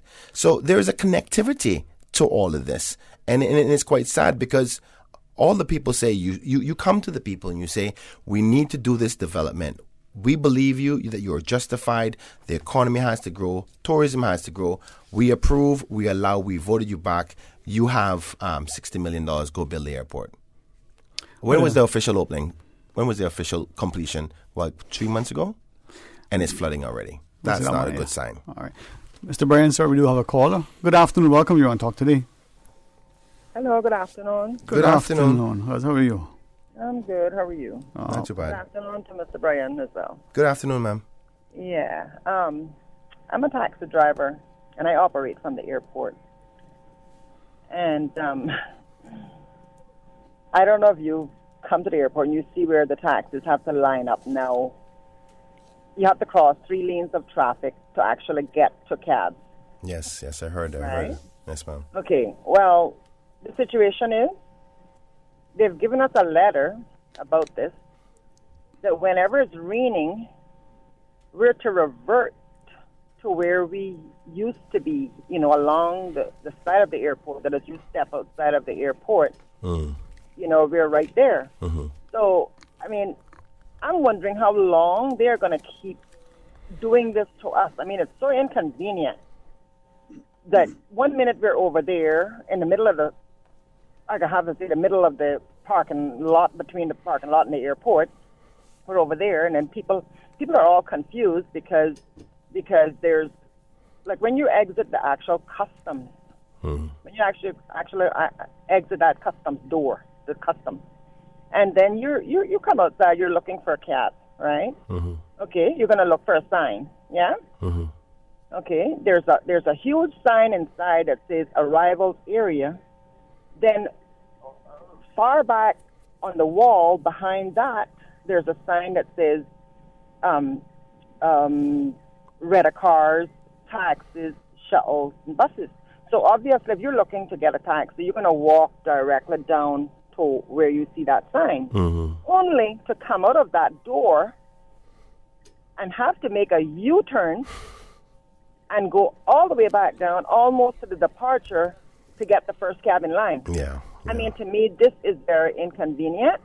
It is unsafe. People are crossing the pedestrian crossings. If you got 5 or 6 children trailing behind you, and there's elderly. This morning I see this older man trying to pull 2 suitcases, going from all the way up here, all the way down to almost the departure. It is not.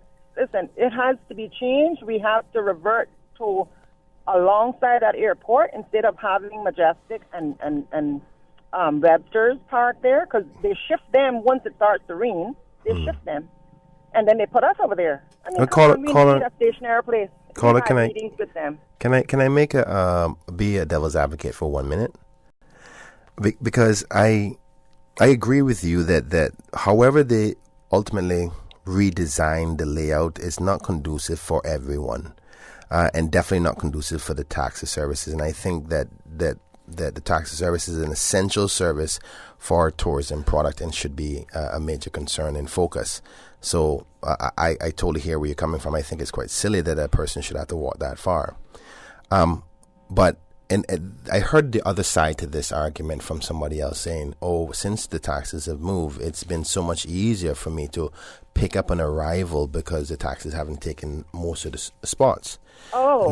No. So there is different views to that. But the thing that I want to highlight, and I'm probably not going to get much praise for you for this, but I think that the decision that was made by the chief person at the airport to say, okay, then the taxis have complained through the rain, that's unreasonable. For them to send a letter out to say, well, you know what, during the rain times, we're going to allow you to come back so it won't be inconvenient to the customer, is a person making a decision to say, okay, things isn't designed properly. There's nothing we can do about it now, but here's potentially a short-term solution. Because ultimately what went wrong is it was designed wrong in the first place, where either one, they didn't consider taxes in the first place, okay, and the like. So sometimes, as much as I want to politically beat on the scenario, right there. Let me just say this thing. Yes, ma'am. Okay, you have the public, right? They will circle and they will circle and they will circle. There is a parking lot that they can pay a $2 fee. They can pay a $2 fee and park. But no, they prefer to circle and circle and circle. They could be going through the lane where we're at over on that side. They could be using that lane to keep passing through. And if their party has come out or whatever, and is raining or whatever, they can always still pull up alongside of the airport.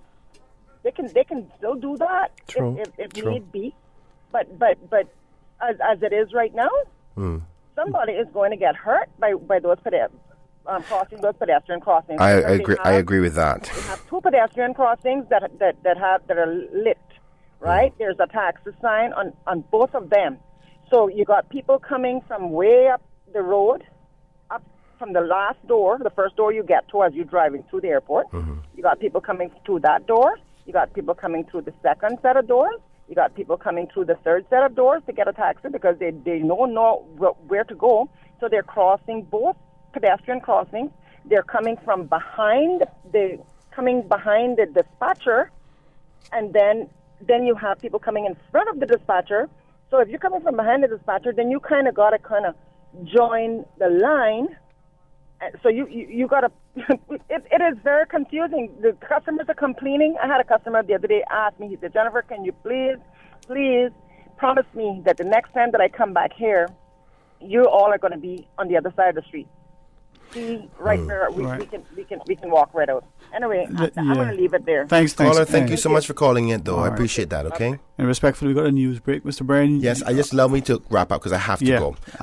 It was a pleasure. It was short. It was sweet. And I am willing to come back next week if you want me to. Yeah, man. We'll reach out to you and confirm again. Yes, because I appreciate it. I think that midday crowd is a pretty good crowd. They were a lot less rough than the morning crowd. They're good people, man. Yeah, so I appreciate you allowing me on, and I look forward to whenever you call me back, and I hope it's very soon, okay? Will do, man. All right, God bless to the listening audience as well. All right, to our listeners, we'll talk today after the break. Headlines. With the latest headlines.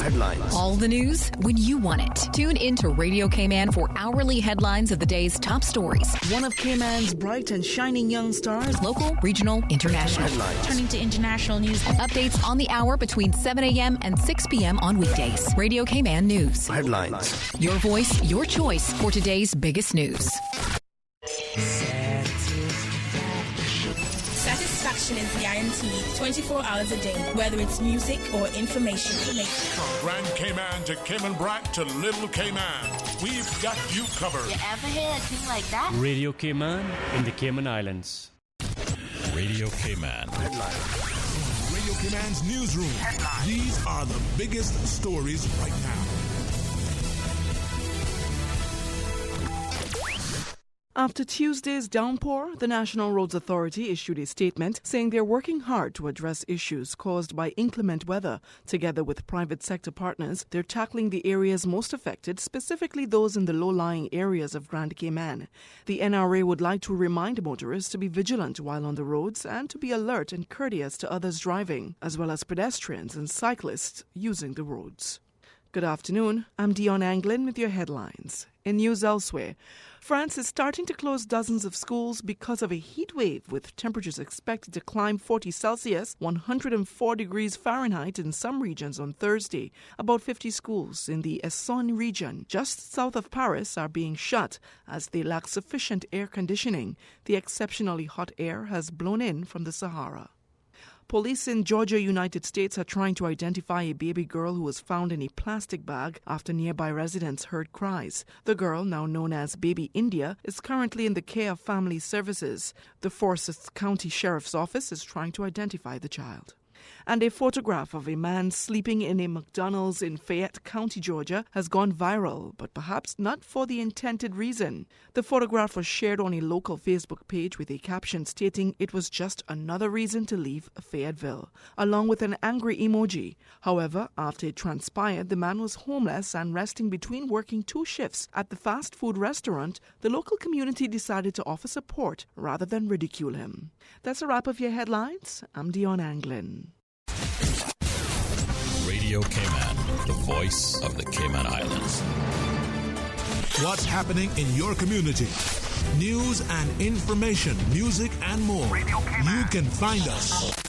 www.radiocayman.gov.ky. Like us on Facebook and follow us on Twitter. Radio Cayman is your choice, your voice for today's biggest news. Radio Cayman.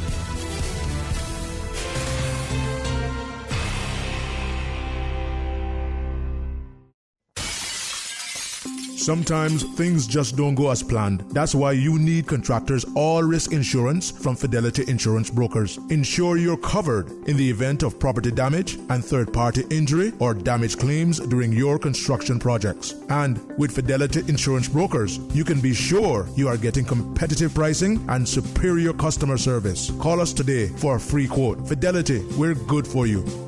Sending money to Jamaica? Send a money transfer with Western Union's direct to bank money transfer service. Send a money transfer conveniently and directly to bank accounts in Jamaica. Just tell your friends and family in Jamaica to register at a Western Union agent location for direct to bank deposits of their transfers. Visit your Western Union location for more information and try our direct to bank account service for your next transfer. Western Union, moving money for better. Western Union also makes money from currency exchange. When choosing a money transmitter, compare fees and exchange rates, which may vary based on a number of factors and are subject to change.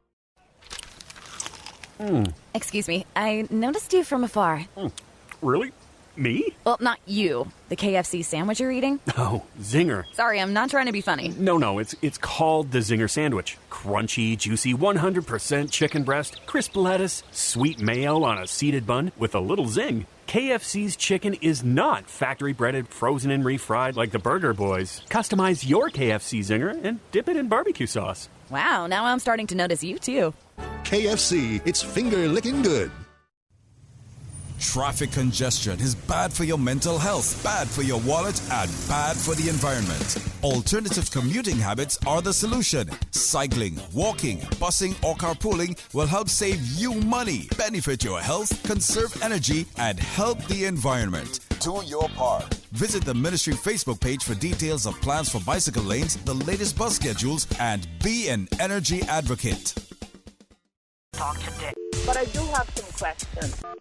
Talk today. Cayman Islands' foremost listeners participation program. Talk today. Because there are more questions than answers. What the public is saying. Waiting to take your calls right now. Sterling Dwayne Ebanks. Hey, good afternoon. Welcome back to Talk Today. It's some open line, 949-8837, 949-6990. Or you can WhatsApp, 925-3261, and share your thoughts with us. Appreciate the opportunity to always, facilitate, allow you to share your thoughts with us. 949-8837 or 949-6990. Or you can WhatsApp, 925-3261. And speaking earlier to MLA Kenneth Bryan about the whole issue of stormwater management and a national sort of drainage system and the like, one of our listeners messaged to say that another way to minimize flooding is to build homes on stilts. Says taking fill from one side of the island to another isn't the solution. When developing swampland, in limited cases, a drainage plan should be required by the developer. Now, what are your thoughts? The whole idea that as we're looking at our construction methods, some of us know, or whether it's in the Carolinas or even parts of Florida, for instance, if that's where we visit more frequently, like we saw in the traditional building in Cayman, our homes were elevated. The ironwood posts that brought them up. It wasn't, as some have claimed, for only or exclusively or even to mitigate against flooding. There was ventilation as well, make the homes cooler. But that certainly helps. Now, there have been some changes and adjustments to building heights to allowing the first level of a residential home to be a space that could serve as a more sacrificial space, a storage, a garage, and the like. Maybe there's more that we need to look at so that people presumably aren't forced to include that in their square footage when they're calculating that impact fee. But as MLA Kenneth Bryan has shared, as many of you have relayed as well, the idea that as we fill in the ponds and the swamps and those areas that we think had no value or only being cried about because of the environmental considerations and there were no economic concerns, maybe we're rethinking that perspective and seeing how, because we're filling in some areas, that they're causing not just an environmental impact but a significant economic impact as well. As we press ahead with our development, are we looking at how the country will be not just 5 years from now, but 5 decades perhaps in a century or two? Or are we more disposable than ever? So our buildings, when they reach 40 years, we say, oh, they're old, time to knock them down and build a new. Yet, we complain about our built heritage, and then when we go to Europe or other places, we see truly iconic buildings that have been there for centuries. And yet, for us, a few years in the making, and it's time to tear it down and go 150 stories in the air. 949-8037, 949-6990. Or toll free at 1-800-534-8255. You can WhatsApp 925-3261. Got a couple of comments that were shared that I looked at during the break, and the idea put forward by one of our listeners quickly shared that in the system, as I wrote it down, in the system that we have adopted under the party system, is it that as we look at the government of the day, we look at the government of the day. So the project may be under one particular ministry, but it all reflects on the government. If it's a positive, successful, timely sort of completion of a project, that should look well for the government. But as the caller shared, off air, if it isn't, if the project isn't, done properly, it goes over budget significantly, if it doesn't function the way it should that not also reflect on the government, all of the government? Well, you decide. 949-8037, 949-6990. And if you would allow us, I know that just two events almost next door to each other are happening on Saturday evening. And the sort of Legends Tournament is part of the Celebrate Cayman Constitutional Weekend coming up this Saturday evening. You got at the Truma Borden Sports Complex. A number of not just internationally known players, but some of our players that have international renown as well. They'll be on the field and enjoying a good game of football. Well, right next door in the Dwayne Ebanks boxing gym, team from Trinidad and Tobago will take on our boxers. So we'll get some of the bouts by our lady boxers and some of the boxers, So it's going to be fun, man. And you get a chance to see Brandon Barnes in action, a phenomenal talent representing Cayman. And I think as we look more and more at what we're recognizing in the region, as if you were able to hear our conversation earlier with some of the boxers, one of the Trinidadian fighters shared, boxing so far has not only allowed him to, lose weight and get healthy and develop, self-control and poise and posture and but hey, travel. And that's what, sport can do. We see in Cayman, many of our athletes, whether they're playing football or basketball or boxing or anything, they get to travel. I know some of the athletes here, over the course of the year, they get to go away a number of times. It's not a vacation.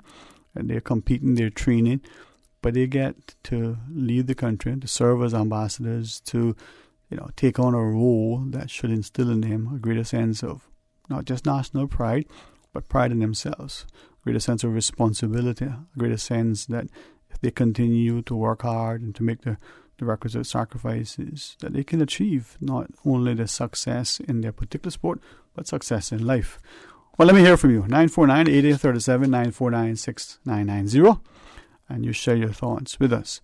Now, one of the two calls that we fielded off air during the break had to do with comments that MLA Kenneth Bryan has shared relative to this storm management, sort of, National Storm Management Program, where we're looking at how do we look not just when there's a disaster because of a hurricane or flooding because of the rainy season, but in respect to how we develop our properties and our surrounding lands. What are we looking at, rain as it comes off our buildings and the like.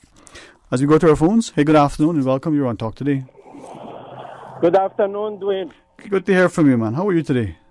I'm fine, and good afternoon to Mr. Kenneth Bryan. Okay, just so that I remind you, Mr. Bryan has, as he had indicated, isn't here now. He has another engagement, so he did leave at 2 o'clock. Okay. Mm-hmm. I just want to say, I read like everybody in this country, the statement Mr. Hugh did say in his Facebook page. about the issue of the airport. Mm-hmm. And I think it is very shame that statement from Mr. Hugh, and it is disrespectful to the Caymanian people what he said in that statement. And you know how the people will thank Mr. Hugh for a project already flooding water and leaking water from the roof, and there is so much question marks about this project. If the ex-member of the board, which in charge of the airport, Mr. Steve McField, did say in public radio that the advice was being given to the board and the government in general that to build a new board somewhere else, and this location is not good at all to build a board. So it is very shameful, that statement, and I ask him publicly, Mr. Hugh, to apologize to the Caymanian people and the general public in this country. We are in this country not, so uneducated or something. So we thank Mr. Hugh for a failure project. How we thank him for something already embarrassed this country, embarrassed the people of this country, and it shows that this government is doing a bad job in terms of projects, and they are giving the same contractor who built the schools, cost this country a lot of millions of dollars when that company built those schools. There is here, as I said, I'm asking the governor to investigate the whole issue of this contract, the Attorney General, the governor, and whoever in charge to do investigation in this country, and those to fire those sitting in the board immediately. Those need to be fired because they are so corrupted. So unprofessional to give such contractor a contract, that contract. And why always, that is the second important question, why is this contractor always getting the government project? Every project is going to the same company, the same law firm, consultant law firm, the same people are getting the same jobs. There is no other companies in this country? Well, I do apologize. I think I missed a lot of what you were sharing for some strange reason, but I guess as you ask the questions and, suggest that certain inquiries are necessary, maybe there are those who disagree. I appreciate what you shared, man. Let's take the next caller. Welcome, good afternoon. You're on Talk Today. Hello, good afternoon. Mr. Dwayne. Hey, welcome back, my friend. How are you? Yeah. Just listening, you hear how mad the people is at the airport, right? Yeah. Mm-hmm. Okay. And when I was asking Mr. Kenneth Bryan, right, was I wanted him to show how big an influence a small little group of people, is having on such a big part of the island. You understand? They're making us, still import plastic, still do all these kind of things. Hear what they're talking about? They want a port so they can get more imports. Okay. Why we not trying to say let's have it where we can sustain ourselves. We can grow our own things. Why we can't do that? Why we can't use the runoff water from the town or whatever to go agriculture? You understand? Feed and do things like that. Why we can't think like that? Why we have to be cement and concrete on an island? Why? But is that? And that's a question I think we're not asking enough and are seeking solutions. When we look at our food security, for instance, and now other areas come into play. Why do you think that is, that we don't look at it and see the importance of planting agriculture, making sure that we have, sustainable agriculture, but equally more of what we're doing for our benefit? Why is that? I don't know. You check all the children. All the children believe, say, you need the dollar to go buy the banana, or you need the dollar to go buy the mango. Well, you understand? You said that, and I was just thinking, and I can't recall exactly. I mean, it was not just funny the way it was said, but if it wasn't so serious, would it be even funnier? The adult had said that the child was, when they were eating the banana, the mango, the fruit that came from the backyard, didn't recognize the taste. It tasted different and not as good in some cases to the child as it did to the parent. The one from the supermarket that we buy commercially is better. That does a mind trick now to get you to say, well, the one that you buy from the store is better than the one. But when you actually got a mango, you get the best one. Well, to us, right? As long as you can get a mango. Yeah, man. Right? But you see, it comes down to supply and demand. Yeah. Who got a supply, for the demand? If we all had a couple mango trees or a couple banana trees in our backyard, you think their supply, you think our demand would be there for their supply? No, we wouldn't business. Yeah. Wouldn't business about that. But they just have to make some.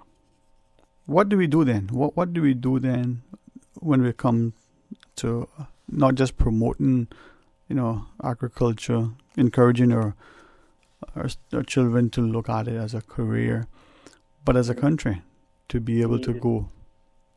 We need to take all that money that they're talking about spending about the airport and the port and this and that, and start thinking about how we gonna have food for all of us, no matter what. We don't need no big old ship, because everybody going stop using gas. They have to try to find something else to use. Listen, Mr. Dwayne, they got about 5 years left, 5 years left. They got a big hole in the atmosphere. All the sun going beat and kill everything. Millions and millions of species going dead. You understand? Just through them and the gas and the power hungry. You understand? So I don't know. you sit there and you talk about the port and you talk about this and this leaking. You don't have no way to run. I'm sorry, but that's why I don't like to tell them. You tell them that now, they don't do nothing besides put on their pamper. That's all they do. The priorities are not there, promoting and preserving for the future generations, huh? Yeah, man. What else you want to share with us? Huh? Nothing, man. I just telling them, say, we need to be conscious about, if you think we here to waste time, we here to take care of Mother Nature. That's what we're here for. All right, man. Thanks, man. Thanks very much. And with that, as we go to the break, just on behalf of the National Weather Service, just a reminder that the phone lines at the National Weather Service are currently down. If the public wants information for weather updates, just send in emails because the phone lines are down. The email is met.office@gov.ky, met.office@gov.ky for weather updates. Send an email because their phone lines are currently down. We'll remind you when we come back. Stay tuned for Talk Today. A caring and community spirit, cherished family and cultural values. These are some of the things that still embodies the Caymanian way of life in the Eastern Districts today. Savannah Pharmacy, your neighborhood pharmacy, located in Countryside Shopping Village, is delighted to offer products and services of real value. Whether it's catering to your family's medical needs or carrying apparel, gifts, and beauty products, Savannah Pharmacy provides you with more than just prescriptions. Remember, they're always just around the corner with everything your family needs and convenient opening hours, including Sundays and holidays. Savannah Pharmacy. For more information, call 946-3336. This Dessert lovers, Exquisite Edibles presents an exciting series of cookie making and cake decorating workshops with award-winning cake designer Daniel Catan at Savannah Primary School, Tuesday, July 9th to Sunday, July 14th. Sugar roses, buttercream, fondant, 3D cakes, cookies, and a wedding cake masterclass. Beginners and advanced learners are all welcome. Price ranges $150 to $200. For more details and to register, call or WhatsApp 917-5538 or email exquisite.edibles@yahoo.com. Exquisite Edibles brings Daniel Catan to Cayman, July 9th to 14th. Hurry, space is limited. Support our port, support our tourism. Tourism is estimated to contribute 25 to 30% to our GDP, and 80% of our tourism industry comes from cruise. You do the math. It's time to build the piers and protect our cruise tourism industry into the future. Looking forward, looking bright. Learn more and spread the word. Support our port, support our tourism. Always separate debris from household garbage after a hurricane hits. Debris includes roofing materials, downed tree branches, and metals. All items of debris must be placed in separate piles to the front of the property or at a side that is easily accessible to collection trucks. Debris must be placed in a location that will not cause obstruction to roadways or come in contact with electrical lines. For more post-hurricane waste management tips, visit the DEH website at www.deh.gov.ky. Talk today. But I do have some questions. Talk today. Cayman Islands' foremost listeners participation program. Talk today. Because there are more questions than answers. What the public is saying. Waiting to take your calls right now. Sterling Dwayne Ebanks. Hey, good afternoon. Welcome back to Talk Today. Thank you for joining us. It is open line, so if you want to share a thought, a comment, a query, or a question, and you just have something that you believe we should hear, please accept the invite. Call toll free at 1-800-534-8255 or 949-6990 or 949-8037. Now, if you want to WhatsApp your thoughts, 925-3261. Lots of options to hopefully allow you one that is convenient and better for you to share your thoughts with us. Again, on behalf of the National Weather Service, just a quick announcement that their phone lines are currently down. So if you're looking for information on weather updates, go ahead and send them an email, met.office@gov.ky. That's met.office@gov.ky if you want an update on the weather and the like, because right now their phone lines are currently down. Well, it is open line, and share your thoughts with us. Thinking of the comments earlier by MLA Kenneth Bryan, his, certainly conciliatory tone, diplomacy and the like, when he says, hey, we can get political, we can shoot at the government, as it were, and say, hey, you messed up on this project, that project, now this project, how can we trust you on the next project? And he says, perhaps it falls on all of them. But as he also indicated, let's see if it can be resolved, because at the end of the day, a port, whether it's an airport or the seaport for cruise or cargo, whether it's a project that is 100 million or it's a few billion, still money that is going to be expended on behalf of the country, and we as a populace will pay for it over time. So as he was sharing, let's make sure we get it right, the right design, the right timing, the right construction, and the like. Inherent in that sort of question, as I listen to what he's asking, is where are we as a populace to make sure that not only are we supportive, but we're giving our input, as I would expect we would on legislation that would affect us in some way. Are we sufficiently able to take time to become involved and informed and to share our opinions and views and perspective? Well, let's hear from you in a few minutes that are remaining for today's scheduled discussion. 949-8837, 949-6990, or you can WhatsApp 925-3261.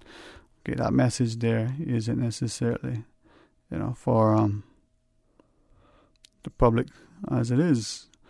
949-8837, 949-6990, or WhatsApp 925-3261. Again, on behalf of the Cayman Islands Boxing Association. If you have an interest in either of amateur boxing over at the Dwayne Ebanks Boxing Gym on Saturday evening, 7 o'clock, come out and watch the Cayman team go up against the boxers from Trinidad and Tobago. Ought to be some good bouts. Got to see our very own Branda Barnes in action, and if you've been following her career, she's phenomenal. Her father was an excellent boxer. I think he'd agree. This young lady, like her brother, going to be exceptional as well. A lot of promising potential in them, and you never know. It's interesting sometimes. We probably see it if you watch the Olympics, that from the Olympics, many of those boxers go on to world titles. But when you're watching the amateur boxing, not just the Golden Gloves, but even some of the boxing, within the gyms, those boxers end up in the Olympics and on the world stage. You could say, hey, I remember when I saw that boxer when I was 18 or 17 or 16 or, sometimes earlier. Now, there is a perception and sometimes a misconception, but boxing instills a level of discipline. So if you're looking for some fitness and exercise, stamina and endurance, discipline, self-control, poise, grace, agility, no matter what sport you're playing, the skill sets and the training in the boxing can afford not only to strengthen your core, but to strengthen your mind, your perspective. If you're looking for good exercise, you're not going to be prancing around looking pretty. That's why after you're getting, back home and you take your shave and your shower and you get dressed in the gym, you can put in the workout, whether you're hitting the bags or whether you're doing the calisthenics or otherwise. So check out the boxing program and the boxing gym for some good family fitness, individual strengthening and conditioning. And come out Saturday evening and be a part of the audience as you cheer on the boxers and see another avenue to what potentially is our sports tourism, but to me, more importantly, an opportunity to continue to introduce our students to other areas, just like we should in their careers, that they're not only in the financial sector, but that they're also looking at other areas as well. And as the caller last shared, agriculture. Well, tomorrow, please join Mr. Art Corner for the record in the morning. Come back for Talk Today after the midday news and midday meditation. And our prayer and petition always. Until then, be blessed. Talk Today is brought to you by Fidelity Bank. For all your banking needs, visit fidelitygroup.com. Fidelity, we're good for you.